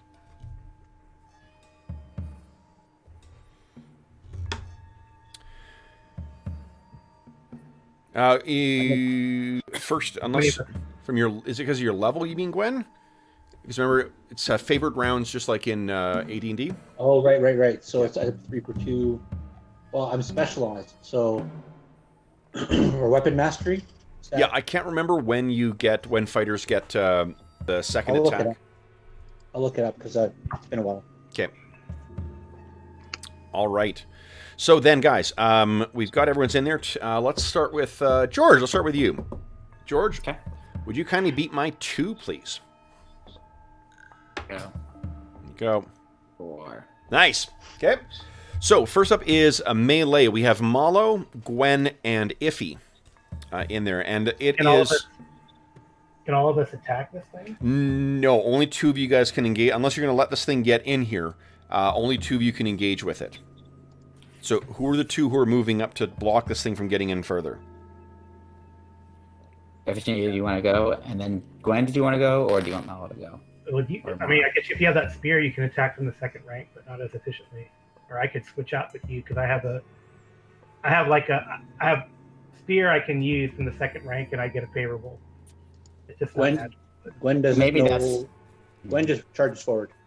Okay, I think that probably is better because Malo's got a magical sword. Okay, yeah, let's do that. We'll switch. Okay. Okay. So Malo will go up, and as Gwen, I think is already ahead of him. So go ahead, Gwen. Yeah. Oh. Nice, big hit. Awesome. Okay, so you slash into this thing, and So that's with a normal longsword, though. Just so you know. Okay. So it feels like you're hitting in terms of a hardness. Like imagine like bringing full force down on a boulder. It just you can feel it just travel all the way up. Your forearm is completely numb from that first strike. But does it look like it damaged it? It does not look like it damaged it at all. Next is whom? So Malo is going to be the other in the same right next to Gwen. Okay. So he rushes up there. -2 to hit. That is a hit, and it's a magical scimitar. It is a +2. Yeah. It's very similar. Like this is hitting something very, very, very sturdy, but it does seem to cut through part of its armor. Okay. It's a scraping of metal. Yep. We have Iffy. What are you doing? Yeah, if I see that, if I see that, well, I'm going to tell Gwen we'll have to switch next round. Oh, actually, I will just, instead of... I can just be defensive. If your longsword is ineffective, I'll just forego my round and hand you my dagger of venom. At least that's magical. I have a magical weapon, but I'm also... Oh, you do? Oh, okay. Yeah, I Okay. just have to drop my shield. I guess I'll just stab it with a spear then. Okay, I don't think you can fit in there, though. Oh, the spear from the second rank, though, right? Or no? Sorry? Spear from the second rank? Can we- I don't think you it's can, feedback. like, unless you've got a long spear, I don't think you can. Yeah, okay. Right, this isn't a reach, so, okay. I mean, if you... I guess this kind of reflects the sort of panic scrum of you guys going in, so... then it is, I guess, on the first phase, this thing gets to go. So it... you can see that there's electricity playing across the brass and steel end of this thing's hammer, and it's going to bring it down on you, I think, Malo. What's your AC? Yeah. My AC is 1. It's 1, okay. Wow. So, his Thaco... Okay. Jack dice. All right, so it swings this thing in an arc, and that same smell, that you smelled outside, it is much stronger as that thing passes. But it swings past, it does not connect, and then it swings that shield forward. Nat 20. Excellent. Let's see here. Fortunately, only +2 damage. Yeah. So, you take 9 points of damage, and you are knocked back by 5 feet from the shield slam, and it steps forward. It's still... So there is now enough of an opening here, Iffy, if you want to move in and attack. Okay, in the second phase, I guess. Yep. Cool. Okay. Right, so... Yeah, go ahead and make your attack. Go for it. There's not sufficient room for the second one to make its way in. Okay.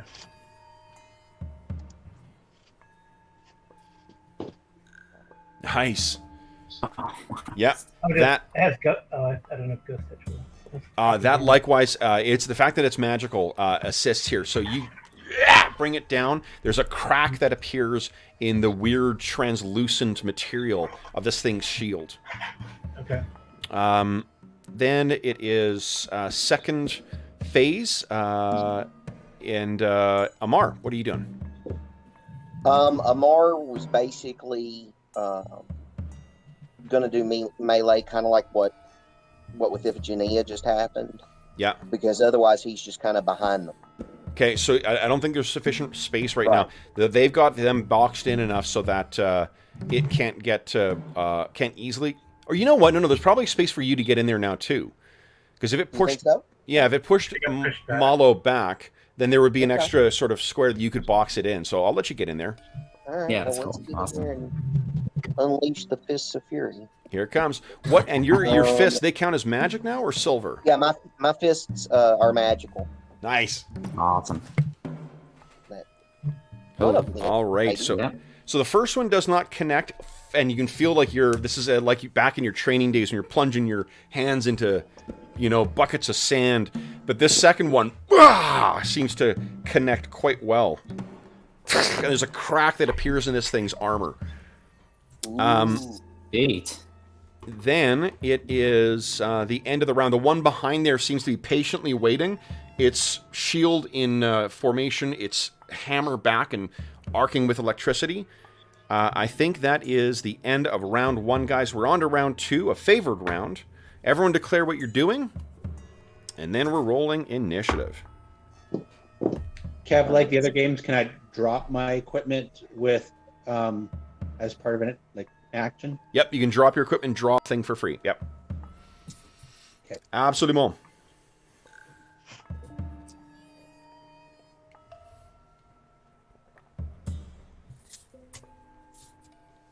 Okay. Yeah, that'd be a pretty dickish thing to do, eh? Yeah, Exploding I was just robots? thinking about that. I was like, you said the crack, and I just kind of have this vision. The other thing with the exploding Crack, robots a little is bit that, of like, light glowing out. what I don't get is that, like, there should be some potential trigger for them going off. If there is a self-destruct device, there's always going to be a chance that you might accidentally set it off. Yeah. You know, so if it's magical, then I'm willing to buy that because magic. But I mean, for technological stuff, Yeah. there's a reason that most vehicles and such aren't equipped with a self-destruct device, because building a bomb into your vehicle is usually a bad idea. That'd be fun. Okay. Oh, and Iffy, we're just waiting for you. Oh, sorry, it was Mealy. Yeah, okay. Then, George. Beat my 6. Oh, It's all right. It's all right. there you go. Oh! That's away. All right, so first we're going to bring that hammer down again. Swings it up towards you. That is a miss again. And then that shield, can you push you back a little further? 18. Bam! Hits you again. That seems to be the thing that is working best. 10 points of damage from this. Oh, jeez. Shit. You guys have how many points of Astonishing Fortune left? We have 2 left. 2 left. How that So- rent that was just If you spend created. it negates the hit, so it would mean that he will not push you back again. What are you thinking, guys? I guess I'll do it. I'll use the Astonishing Force. So what do we Yeah. see as this thing hits you but prevents you from moving back? He's about to make contact with me, but I've seen this before now because I've experienced it. So at the last possible second, I kind of just throw myself sideways out of the way, so the shield actually goes past me, and I actually feel it rush against my chest plate, Yeah. and I let it go by, and Nice. then I move back in. Okay, so it's still has not allowed its ally to get in. The ally, almost like in an annoyed way, kind of shifts its stance. Like, come on!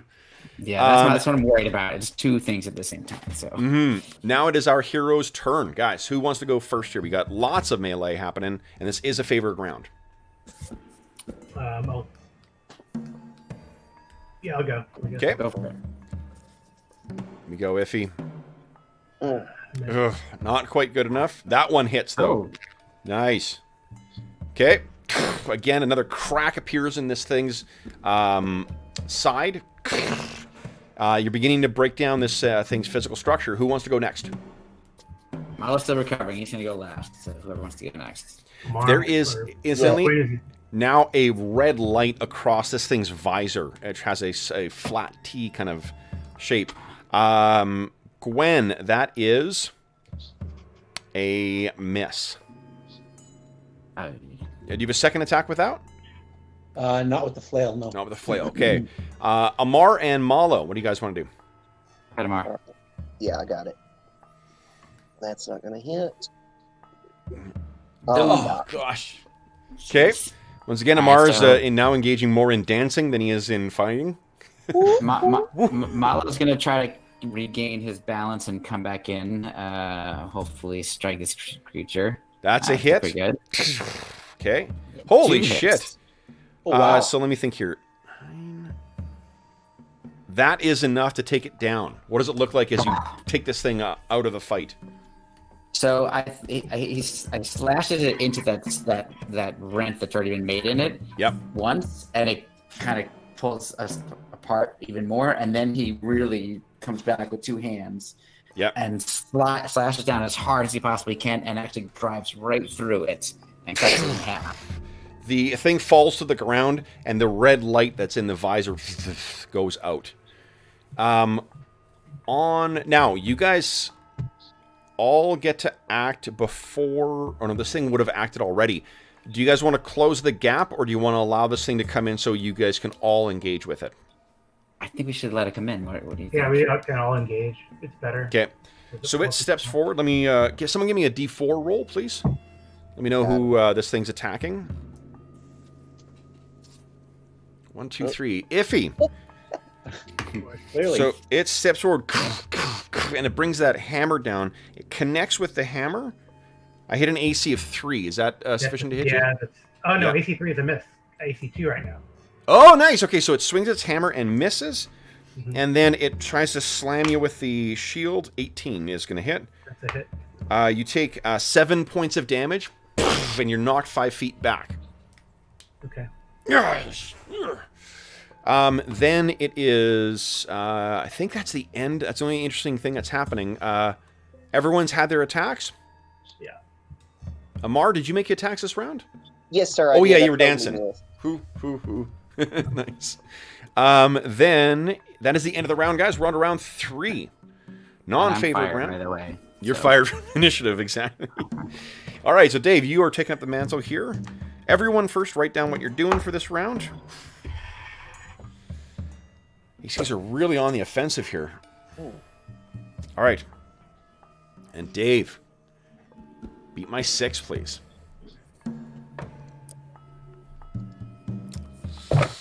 All right, so Iffy, this hammer once again swings up and down. Oh, it knocked me back though. Oh, so it steps forward then and swings. That is a miss with the hammer. You keep your distance from that. The shield slams into you again. Fucking 16. That's another hit with the shield. 8 points of damage this time. Down. You have 1 point of Astonishing Fortune Yeah, we left. do. Want me to use it?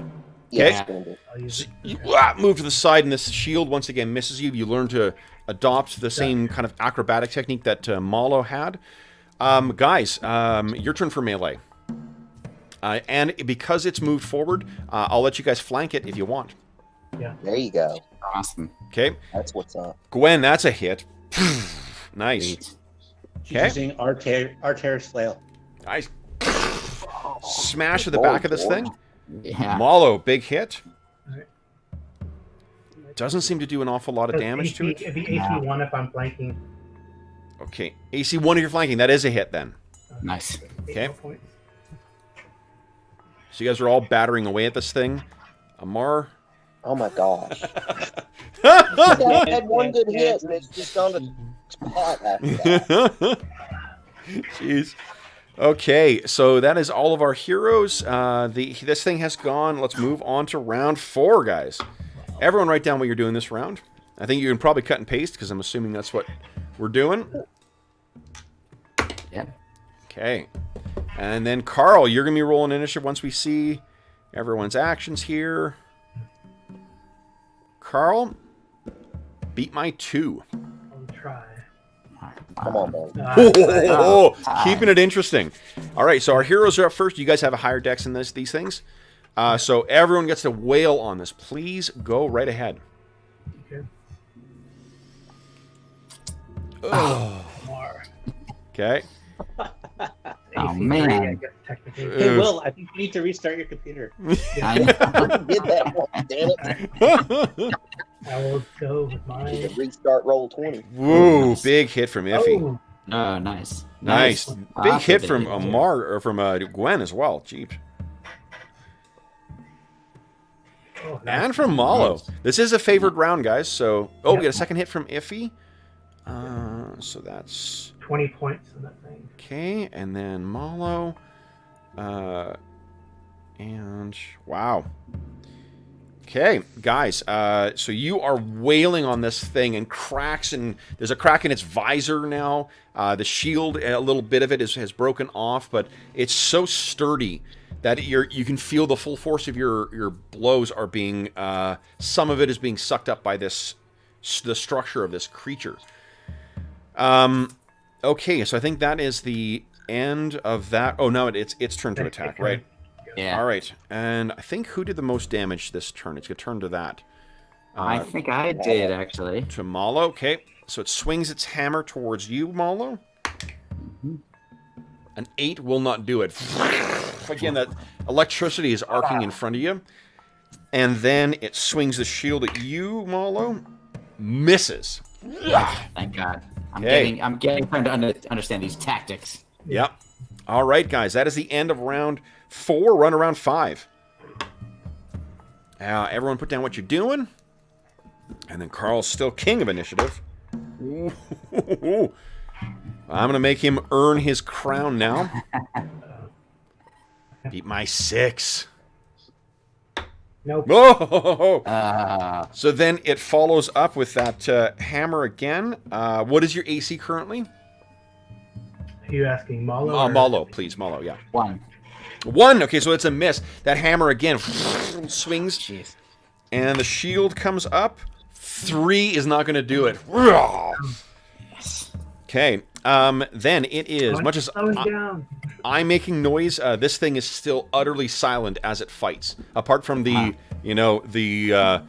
whatever the ADR person put in for like servo sounds and stuff. Right. All right, so Come, Servo. then who's going next? Don't I'll go bother. ahead. Go for it. Amar? That's a One of those connects because of the things, but Flanking. you bring your hand back. It seems to have been completely absorbed by the force of this thing's armor. Malo's unhappy with these things, so Yep. Okay. he's gonna miss though.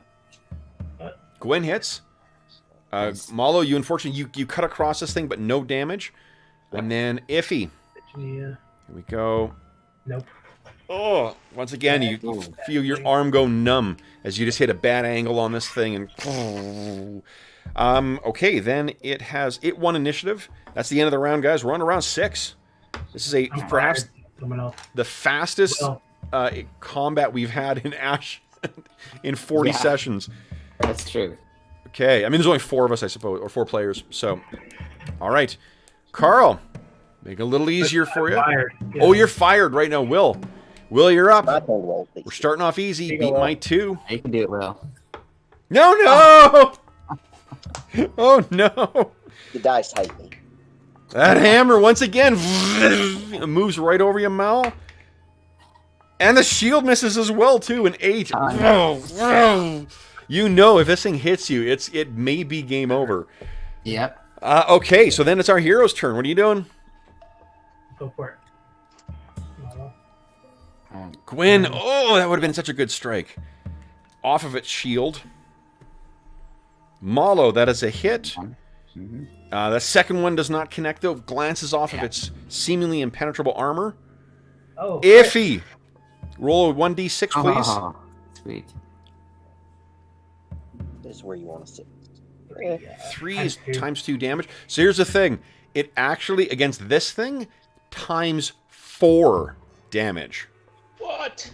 So it's 32 points of damage. Iffy, this is that, like, That's awesome. tearing the head off the robot action. What happens here? I think I'm just gonna do like a downward slice and just cut right into its where it's. I think its neck might be, and it just keeps going in. Yeah. And So the- I think you the head wedge. falls off. Yeah, and then it kind of like sparks are flying out, and you just pull back, and the head goes completely off of this thing. Clank, hits the ground, spins around, and then we see that like flickering red light in its visor, and then it goes out. Power is lost to the its warhammer as well too. Clank, and this thing falls to the ground. You guys have a moment to catch your breath. That hurt. Yeah. Medic. Where is he? He's outside and the door is now shut. Yeah. So I think Malo is gonna first thing he's gonna do is rush Outside, we back. see Preda kind of pawing the door. Meow. Malo is gonna rush back to that door to see if it's able to be opened. It appears to be locked. Yeah. Okay. That's what he suspected. He's not gonna worry about that at the moment. He's gonna return to the group. Okay. So what do you guys do? And that third door did not open. Just to be clear, right? The third only, it's the door to that wedge-shaped room on the right, and there was that trapped thing straight ahead. Okay. Just gonna look into the now open door to the right, just to see if anything else has changed in there. Nothing else has Like changed. It's lighting or anything. Okay. Nope, still that same identical, lifeless flat lighting that you have seen in this main room, and there's shelves seemingly full of things. Where those two creatures were standing are now empty spaces. Are there like any panels or buttons like similar to that gate that we've gone through?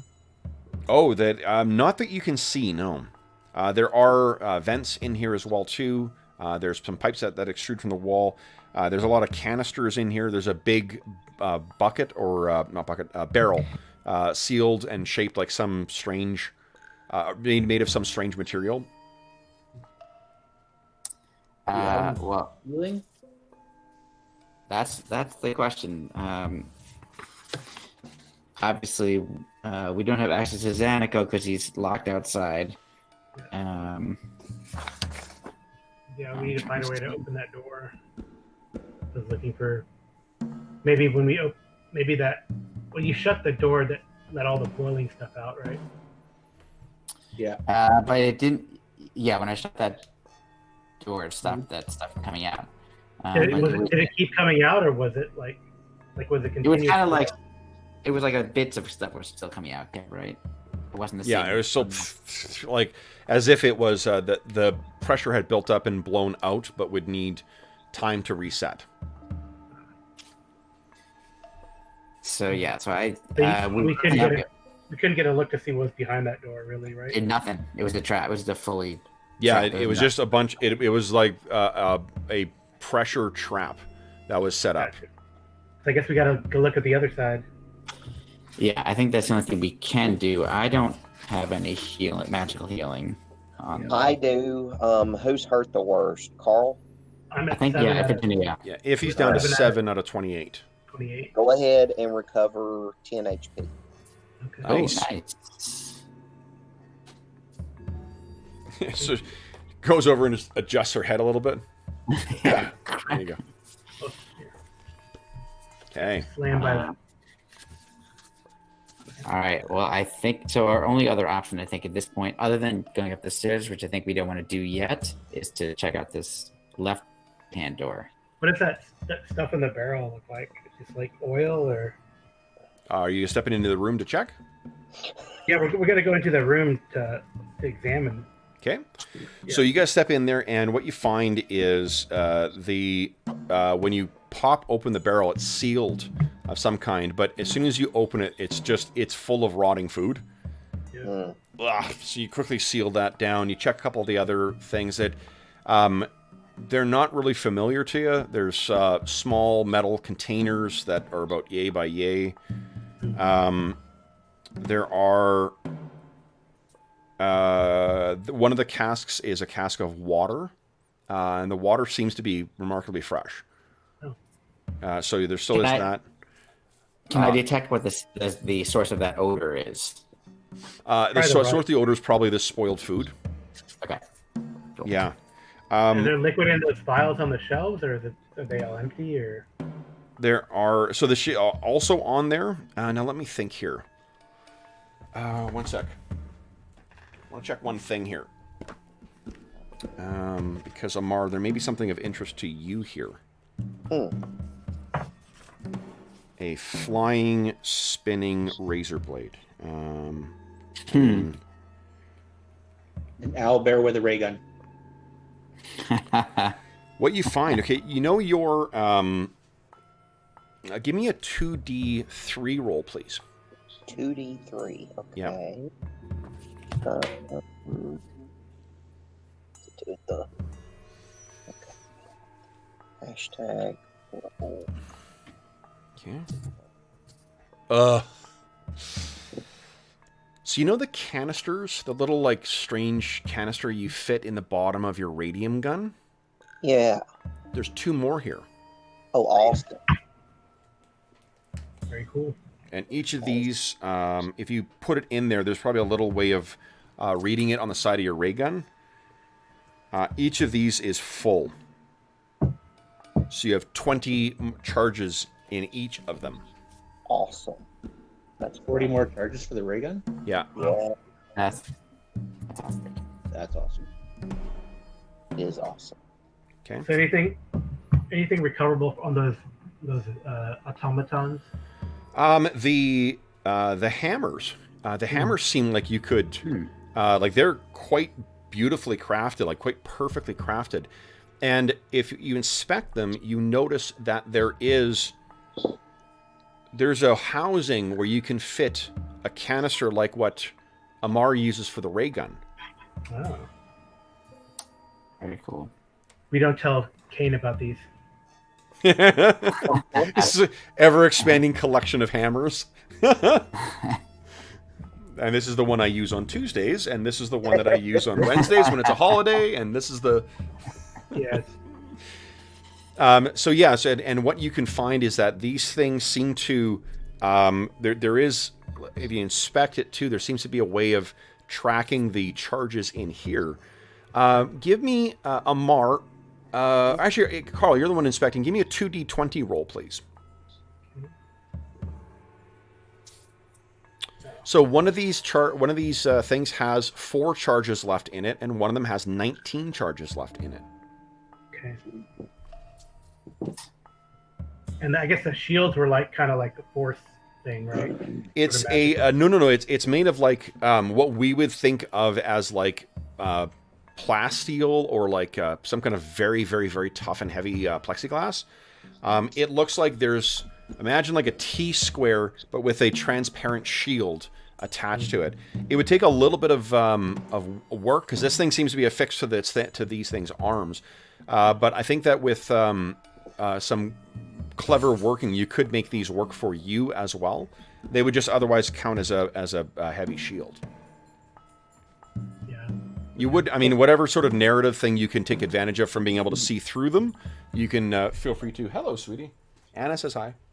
Hi. Hi. I don't know if we need those. Mm. But, Yeah, it may be more trouble than it's worth. Does anyone want to take those hammers, or are you guys leaving those? And if you're leaving them, do you want to take the charges? What size hammers are they? I would take a hammer. Okay. is it like a one-handed hammer? It is. I think it is a one. Hold on, let me see what my options are here. I don't think it's quite as big as like a maul, but Well, you could use it one-handed, right? Yeah, because then I wouldn't have Yeah. to drop my shield. The footman's flail is two-handed and requires me to Yeah, drop my it's good. shield to the ground. yeah, treat it as a warhammer.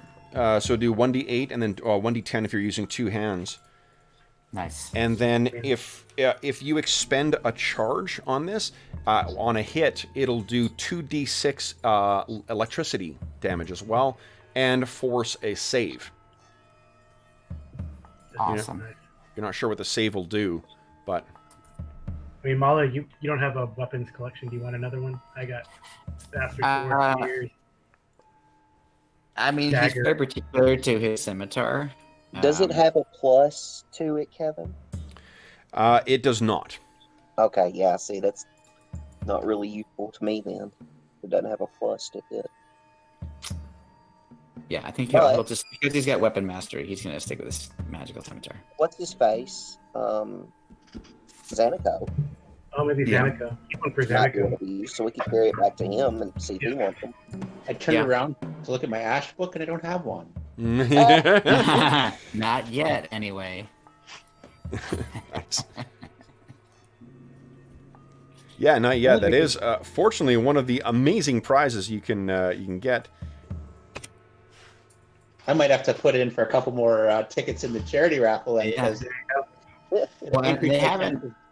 If the last time I checked, they haven't said when they're gonna be able to reprint them yet. So it is. They are difficult to get.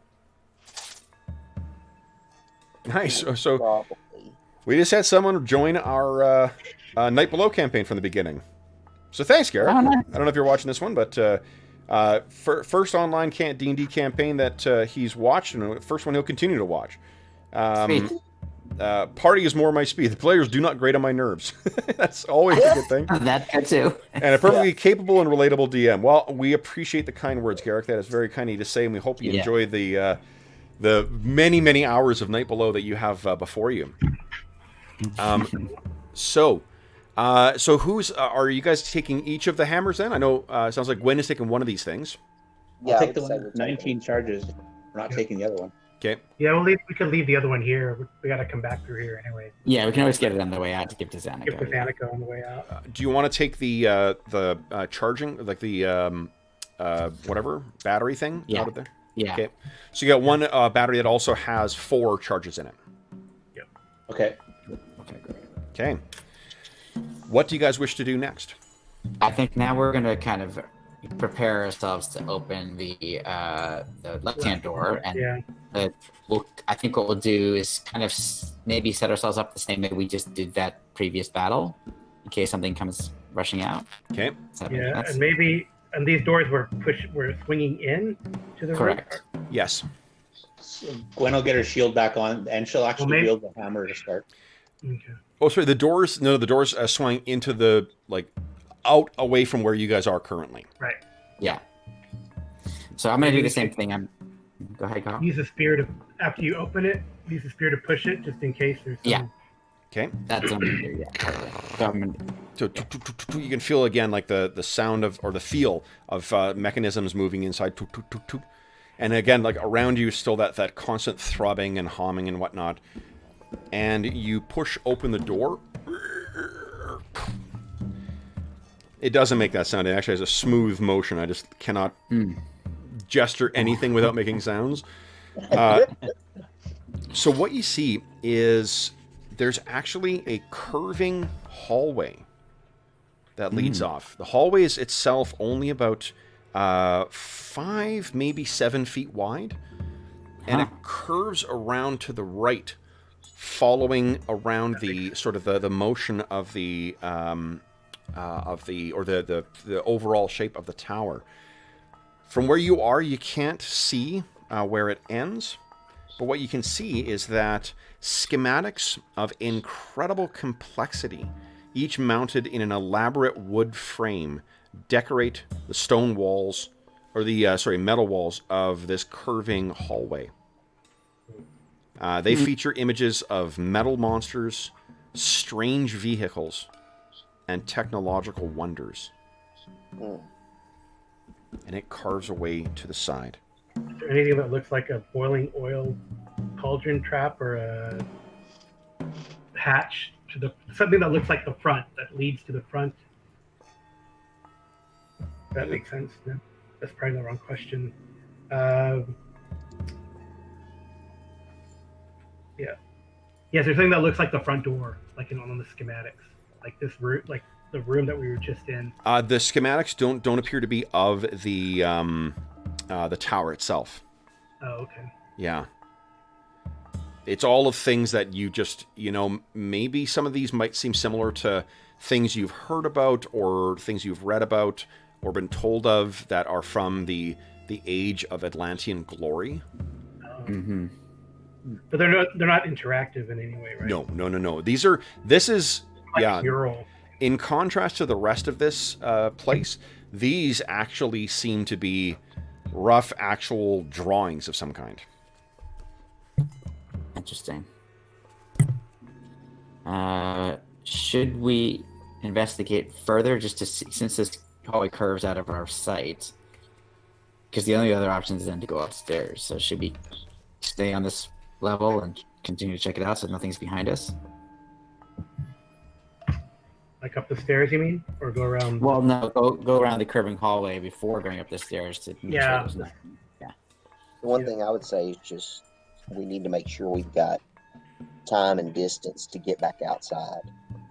So maybe Mala will go ahead if you guys want to, because I don't want to get trapped in here in case this door starts closing. Can you guys maybe stand in this door frame to make sure it doesn't close on me?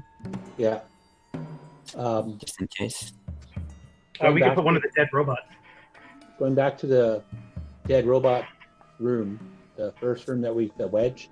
Yep. Was it only the batteries on the shelf, or there was nothing else? There was otherwise, like the shelves do have a bunch of other things on them, but it's spoiled foodstuffs. It's there are some construction things in here too, things that likely were used to build the tower. So there's pipes, there's pieces of metal, sky metal. Okay. Furniture that's been stacked up that seemed to be of a exotic design. Can I get a new sofa and love seat? Yeah. Yes. What's this say on the wall here? Kia? What? Oh no, we're gonna get locked. Yeah. Okay. Roll disable device to assemble your Flarklong. So what? Actually, that would be hilarious just to go to an IKEA catalog and steal all the names for monster names. Oh yeah, I guess you could, right? Yeah, Yeah, that's good.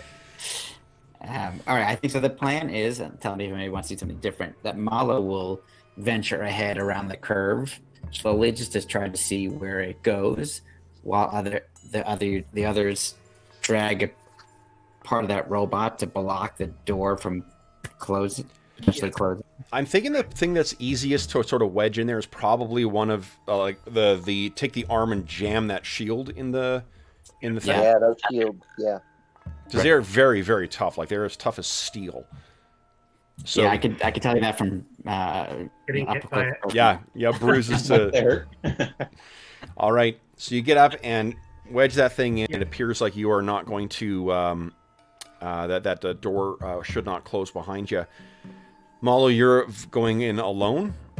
And it yes, is there still? Follow. As soon as we get the thing wedged in there. Okay, yeah, that's true. And it's still the same pale light as in the other Same areas? thing, that flat, lifeless, white light. It seems to illuminate through the ceiling 20 feet And up the here as ceiling's- well. Yeah, okay. The ceilings in these chambers are also 20. Okay. Yeah. All right, so everybody wants to go. It's going to go. Yeah, Sounds like. we should same stay baby. together. Okay. Yeah. Yeah, great. we should stay together. So we'll all go then. The marching order is Malo and then who? Oh, right, because it's only 5 or 7 feet wide. So Yeah. we're going to have to go single file. Amar wants to bring up the rear, I think. Is that right? Yeah, I was thinking. Although, that gun could clear space too, right? Mhm. Front. Yeah, it could. That's That's what I was sitting here thinking about and trying to figure out what's going to work best. It's fine. We'll go. I mean, Gwen's got 30 hit points right now, and magic shield. Do you want her up front? That sounds. I'm fine with that. Yeah. okay. So let's put Gwen in front and then what, me behind her? Yeah. That sounds good. And then, maybe I'll go third, or do you want to be third? Yeah, that's fine. Okay. Okay. So Kevin's going to be Gwen, then Amar, then Malo, then Iphigenia. Okay. So Anna was clearly on your side because she was trying to eat my notes. I looked at her. She got a little beanbag chair that she gets curled up on. I look over and she's just very gently tearing bits off of this piece of paper. Hi. Yeah, thanks. Whose side are you on, huh? So you guys begin making your way down. Malo ahead, Nice. Amar next. Oh, did you guys both put it in? Yeah, we're Dave and I on the same page. It's almost like you guys have been playing together for years. Exactly. Yeah. Okay, so you guys carefully begin stepping forward. You can see the hallway curves around to your right, and as you get to a point where you can see it, the wall on your left, Malo, that's arcing around, it seems to be getting to an end, and then you look up and you can see there is a thick gray colored like cloud of fog or mist or smoke that kind of starts billowing out from a vent about 15 feet up. It's Gwen hanging stops. up there, though. It's not moving down. Amar, you would see this easily as well, too. Okay. It's sort of... Gwen stops, looks back at Amar, and it's like, So this undulates. If you don't do anything, it keeps pouring out until a space of roughly, like, twisting and long, about maybe 8 feet long and about 2.5 feet wide. It kind of undulates as if it is part of one congealed whole. It's not dissipating. And you can't hear anything over the sound of all this stuff, but there's a flash where you see 2 red motes of light that appear within it for a second. That's not good. And Malo and Amar, you feel as if something is looking at you or has fixed its eyes on you. Gwen's at the front. And then striking like a viper, it just moves suddenly down the hallway and disappears. It goes around the corner for where the curve goes, and it's out of view. Huh. Gwen looks at Amar. I'm freaked out. I'm strange. She holds the hammer up, and so she's trying to toggle the electrical charge on. Does that just stay on until it's used? Like Until it's discharged, yeah. Okay. She looks back I pull at the my rest, gun as well. gives everybody a nod, and keeps going. Okay. So you start, continue on, and what happens is, come on. First, you make your way around the. Okay, give it to me. There you go. Okay. And it's like, no, your time is up. Yeah, the time. This dog, I swear, her internal clock is incredible. Smart dog, yep. Yeah. So then, what you see is as you make your way along, it curves around until the hallway ends, and you can see first on your right there is a long, flat wall that extends about 20 feet, and about 5 feet in there is another portal with a turning handle on it. Then the wall ends on your left, and arcing in, or rather on an angle, the wall continues in. And what you can see there, almost right across and parallel from where that other door is on your right, there's another portal. But then next to that, there is a curved staircase, 5 feet wide, leading up. This is an iron wrought or sky metal wrought staircase as well. Similar to that other one in the other room. And then there's the wall of the tower. So it kind of comes around, and then on your right there is one portal. On your left there's another, and then right next to that, arcing up, is a narrow staircase. So how many degrees have we traveled? You would guess that you are on the far side of the tower now. Okay. Almost opposite to where you entered. Okay. Mm-hmm. Gwen points to the one right to the left of us and shakes her head, smiles at Amar, and points to the one on the right and nods. Awesome. No Right. sign of that kind of According strange to Amar, cloud. what's that? No sign of that strange cloud-like entity, No. right? Wherever it's gone, it's... Yeah. And in contrast, as you guys are passing by this, you each get to see those weird drawn schematics that are in each. The paper that these things are drawn on seems finer than any you've ever seen. Even the finest sages of Cromarium or the exotic wares available in the port of Thuleborg, none of this matches the perfection of these of the paper. Clean, white, smooth, not a single imperfection. The sketches are strange. Black, you would guess with charcoal maybe, of things you don't recognize. But in contrast to that, the frames that these things are made from is very crude. It's crude, almost like, you know, the kind of art you get like roadside vendors where it's made of driftwood that's been sort of cobbled together. That's the sort of homemade, quaint quality that this has. Malo is definitely planning on the way out, if we survive, to take the pages, because he wants to visit the sages of Cromarium because he's got lots of questions, and it might be a good thing to trade with. Yeah. So, but he's not going to obviously do that yet. He's going to wait. So. Makes sense. Gwen taps Amar and points at the seal on the door with her hammer and points to him. She's got her hands full. Sword and shield. Shield and hammer. All right, so we want to open this one. I think we have to. I mean, So the one... I think it's better to just kind of quote unquote map the first floor before we go up. Yeah, so there's 20-foot ceiling, so there's only like 22 levels going up. So Yeah. All right.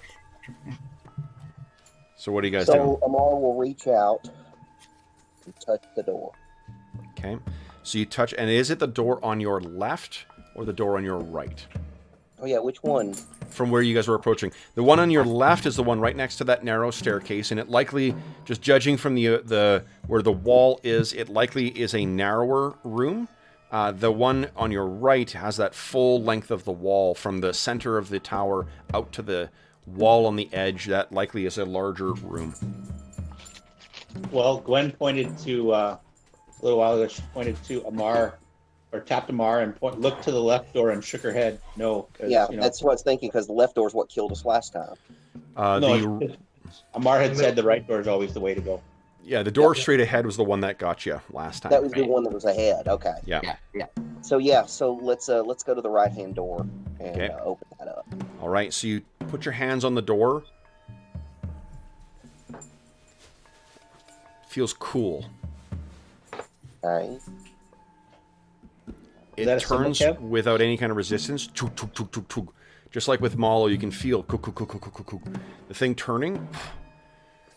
And then you push it, and it moves open with no resistance. So I'll make a check. Let's see. What's in here is a kitchen. Oh. This the room itself is not quite. It's not wedge shaped. It is a what's the? I'm such a moron here. So it's not a square, but it's a. What's the word for a four-sided Trapezoid? shape? Trapezoid. Trapezoid with two Parallelogon. Yeah. So it's a trapezoid. I'm such a moron. God. So it's a trapezoid-shaped room with a smooth curving wall on the one side, a flat wall that's about 20 feet long on the other, and then what is likely the center of the tower on your right-hand side. The simple kitchen shows signs of long neglect. A pair of stoves stand cold on the far side of the room, on the right side, closest to the center of the tower. Between tall shelves stacked with jars and dishes. Along the far wall, a wide sink brims with pale mold. The center of the room contains a butcher's table, above which hangs an assortment of knives, cleavers, and pans. And an odd-shaped tub protrudes from the left side of the room. Interesting. Does it smell bad in here like it did with the storage area? There's a musty smell in here for sure. It smells very like things haven't been in here for a while, but not the distinct malodorous stink of rotting food as there was in that storage room.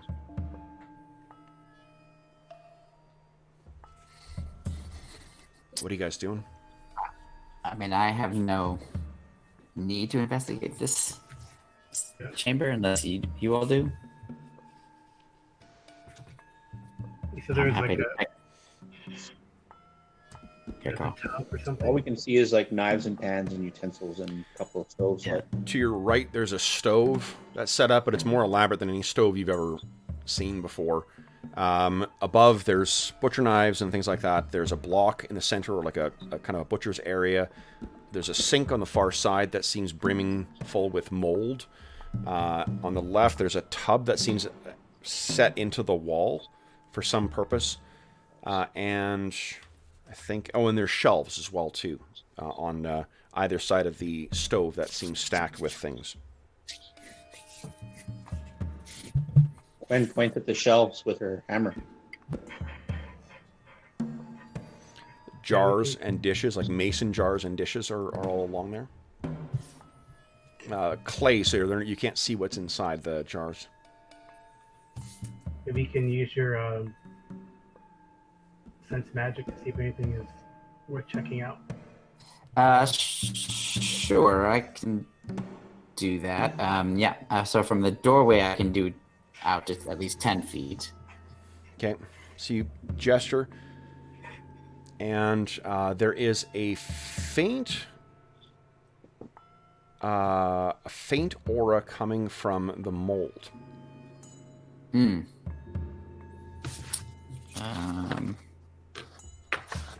I already used my detect magic for today, so I basically can only get that amount of information. Iffy. So You've got horticulture, right? Yeah, I used to be a gardener. Yeah. Give me a D6 roll. What's your intelligence? 16. 16? Okay, yeah, give me a D6 roll, please. Oh, nice. Nice. So you're looking at this stuff, and this is, I think it's something that you have seen. It is not, it's not something that is native to Amazonia, or whatever the name of the island is, I can't remember. It's something that is that rarely grows, but it's something that is associated with Atlantean ruins. What isn't known is that if you scrape that stuff and dry it properly, it can make for a really effective healing poultice. Oh, okay. That's what that is. Yeah. Pink Definitely bath makes salts. perhaps we should collect it. Uh-huh. Yeah, if there's empty mason jars, we could try to collect it. Yeah, if you check once or twice in the jars, there's you easily be able to find one that would be empty. Okay. And if you do your scrapings here, what you're going to be able to recover is... Well, actually, let's do this. Give me a 2d3 roll, please.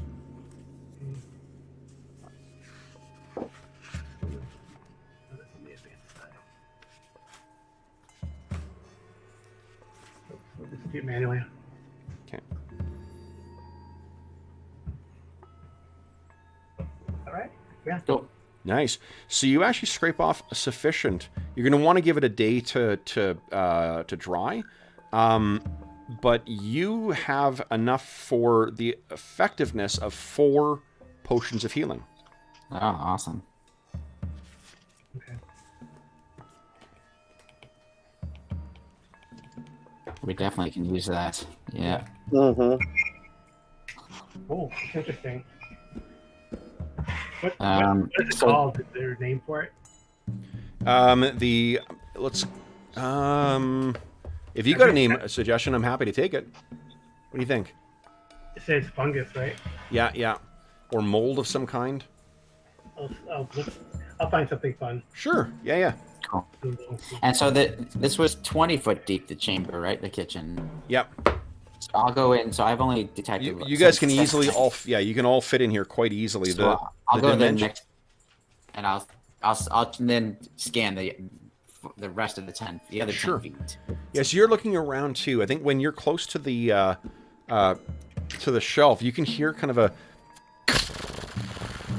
When you look over, and on the stove, there's a single blue flame that is flickering on one of the elements. That wasn't there before. Yeah. I think we should leave this chamber. I do not know what happened or why, and the last time that happened, we were attacked. So Mala's he's gonna leave the room. Okay. So you start moving your way away from it, and what you hear, because there are vents in here as well, you can hear...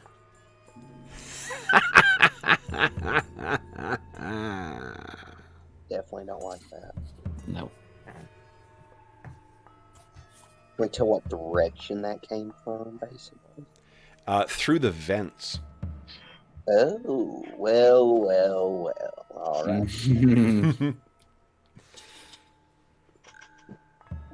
So you recovered the healing mold. Yep. Where are you guys headed next? There's a door on the far side, and there are stairs leading up. I think we gotta check out that door. Yeah, gotta go to the door. Make sure maybe it connects to another room on the... Okay. And who's opening the door? Is it Amar again? Yeah. Okay. So, Mar, you place your hands on the door, on the wheel, and begin turning it, tuk, tuk, tuk, tuk, tuk, tuk, and it begins clicking in your hands as it did before. It comes to a rest.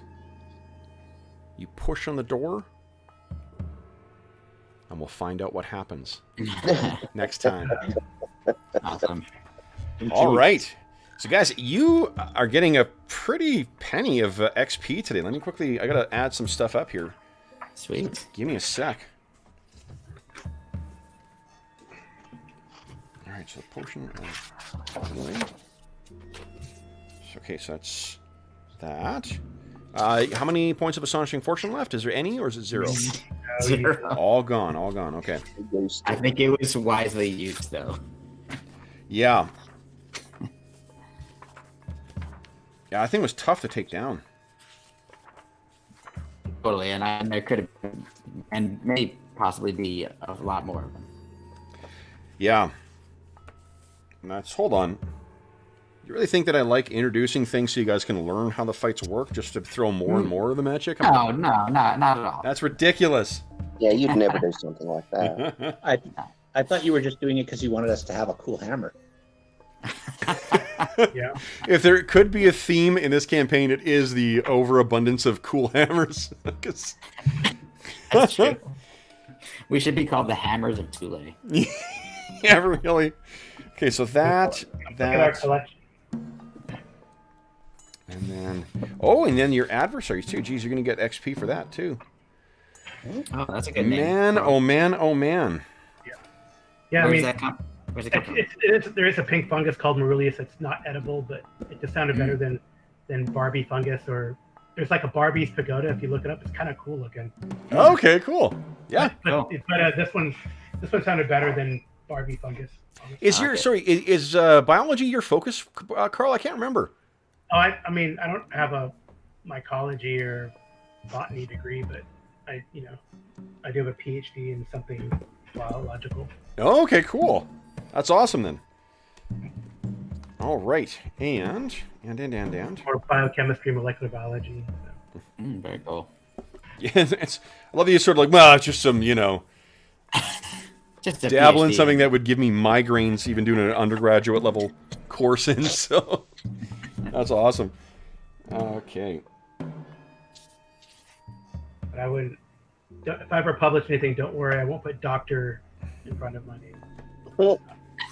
So no joke, like, I got a master's degree, and one of the guys I went to school with, his last name, and I swear to God this is the case, is Barter.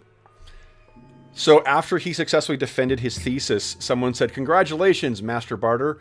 And he's like, Oh, wow. "You can never say that again." Wow. So Master Madison sounds a lot better. Yeah. Okay. Do you have like an Esquire after your name? I am technically Master Kevin Madison Esquire, correct? That's great. That reminded me of Perry Mason. It reminds me of Bill and Ted. Yeah. No way. That is much more on the nose. Reminds I me heard- of I heard it's not bad. The new What the one. Perry with Bill and Ted? Yeah, I heard it's pretty good. Yeah. Bill and Ted, I haven't seen that yet. I have watched the Perry Mason, and it's fucking awesome. Yeah, I I've like heard it. it's Really Definitely enjoyed it. Yeah. inspired me to dust off my Secrets of Los Angeles Call of Cthulhu book. And Nice. Yeah. together. It's actually, that's the thing that got me working on that Shadowrun 3rd edition hack for a 30s yeah. magic pulp thing, cool. which we're still doing between now and the end of the year. All right, because we're done. I think next month, hopefully we'll be done all our charity sessions, apart from Robert's. Nice. Okay, so then, guys, today, I have no sense of time or space any longer. You guys are walking away with a refreshing, satisfying 1,183 XP. 1183. And that's with the 10% bonus. That's already with your calculated? 10% bonus. Yeah, I think Okay. everyone's got that. So Yeah. Sweet. Yeah. excellent. That's pretty great. Let me double check. I think Yeah. between now and next session, I will also draw up the map for you as well too. So you guys will have you'll have an actual map you can work from. I just didn't have it ready. My mapping is horrible. No, and it's going to get more complex. Will, does this mean Amar dinged? A Mar dinged, baby. Nice, excellent. And you hit what level, 6 or 7? I am now level 6. Level 6. That means you get half your max hit points rounded down for this level, in addition to whatever, plus your what do you call it? Your con bonus if you got one. Gwen, did you ding as well? Or are you checking, Dave? No, she's not. Okay. You're within. I did not. I need quite a bit more, like 8,000 more. Okay. Yeah, about a little less than 8,000. What you guys need to do is pick more fights with giants, because those things are worth buckets of XP. It's Yeah, for sure. crazy. Or find lots of money or lots of expensive magic items. Yeah. Yeah, it's true. Finding more magic items definitely, and loot definitely helps. All right, so for those listening at home, thank you so much for joining us for session 40 of our Reavers of Thule campaign. As is always the case, if you have any comments, questions, or concerns regarding the campaign, the session, or the game in general, please don't hesitate to leave a comment in the comment section of the video. You can also find me on Twitter at Dungeon Musings, and you can find me by email at dungeonmusings@gmail.com. You can also find a link to the description in the description of this video to the Dungeon Musings Discord server, where all of us are active as well, so you can chat with not only all the players and myself, with a bunch of other folks. There's tons of channels on there dedicated to a bunch of other things as well, including finding a group, setting up virtual tabletops, setting up streaming. So lots of great stuff you can find there. In addition, if you enjoyed the session, consider clicking on subscribe, and if you don't want to miss it again, subscribe, click the bell icon to be notified when we go live. And then I also post a schedule every Sunday on the Dungeon Musings the community tab of the Dungeon Musings YouTube channel, on the Dungeon Musings Discord server, and on Twitter. So you can find many ways of keeping track of what adventures we have coming. In addition, from now, as I mentioned at the outset, from now until Monday, you still have time to get tickets for the annual Dungeon Musings charity raffle. It is the part of our Heroes Save Villages charity campaign that continues to support SOS Children's Villages International, an amazing organization active in over 130 countries, providing stable and supportive living environments for over 80,000 orphaned and abandoned children. The grand prize this year was donated by our friends at Beetle and Grimm. It is a copy of their gold edition Eberron Rising from the Last War box set. A really beautiful product that's got tons of cool stuff in there. Handouts, maps, all the books, all the contents of the Eberron Rising from the Last War book, as well as a bunch of other cool shit. You can also, there's also monster cards, a DM screen. It's really an amazing thing. But if you don't win that, you still can also win. I have 2 copies of the Astonishing Swordsmen and Sorcerers of Hyperborea rulebook, so if the game looks cool to you, we got 2 of those that are up for prizes. I also have a copy of the Any award-winning Keithanon's The Monsters Know What They're Doing. There's a chainmail dice bag made by our very own resident armorsmith, Dave. So, and the chainmail dice bags are fantastic. Oh, mine's... There's mine. Vomiting out 5 rings dice right now. But that's the chainmail dice bag. There are also, gosh, 2, there's some OSR zines donated by our buddy Jason Hobbs, and there's a ton of prizes from the Dungeon Musings Redbubble shop as well, too, including posters, t-shirts, mugs, that kind of stuff. Lots of really cool things. And the best thing is that all donations, every ticket is $25 Canadian, and all donations go directly to SOS Children's Villages International. None of it goes to the channel. None of it goes to another middleman. Every donation goes directly to help the kids who benefit from it and give you a chance to win some cool gaming stuff. So, again, that is until Tuesday, September 1st at noon Mountain Standard Time. That's how long you have to get the donations in. And I'll give a big thank you to everybody who has donated so far. To date, we are, as of the time of recording, $50 off from our fundraising goal, $2,000. We have blown past the amount we raised at last year's raffle, and that means to date we're about $7,500 we've raised for the kids who benefit from this. So a huge thank you to everyone's generosity who has donated to date, who will be donating between now and when the raffle ends. Thank you so much for that.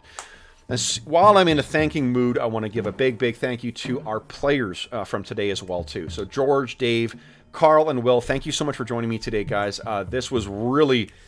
I'm having a lot of fun with this campaign, so thank you so much. I love it. I like the mystery.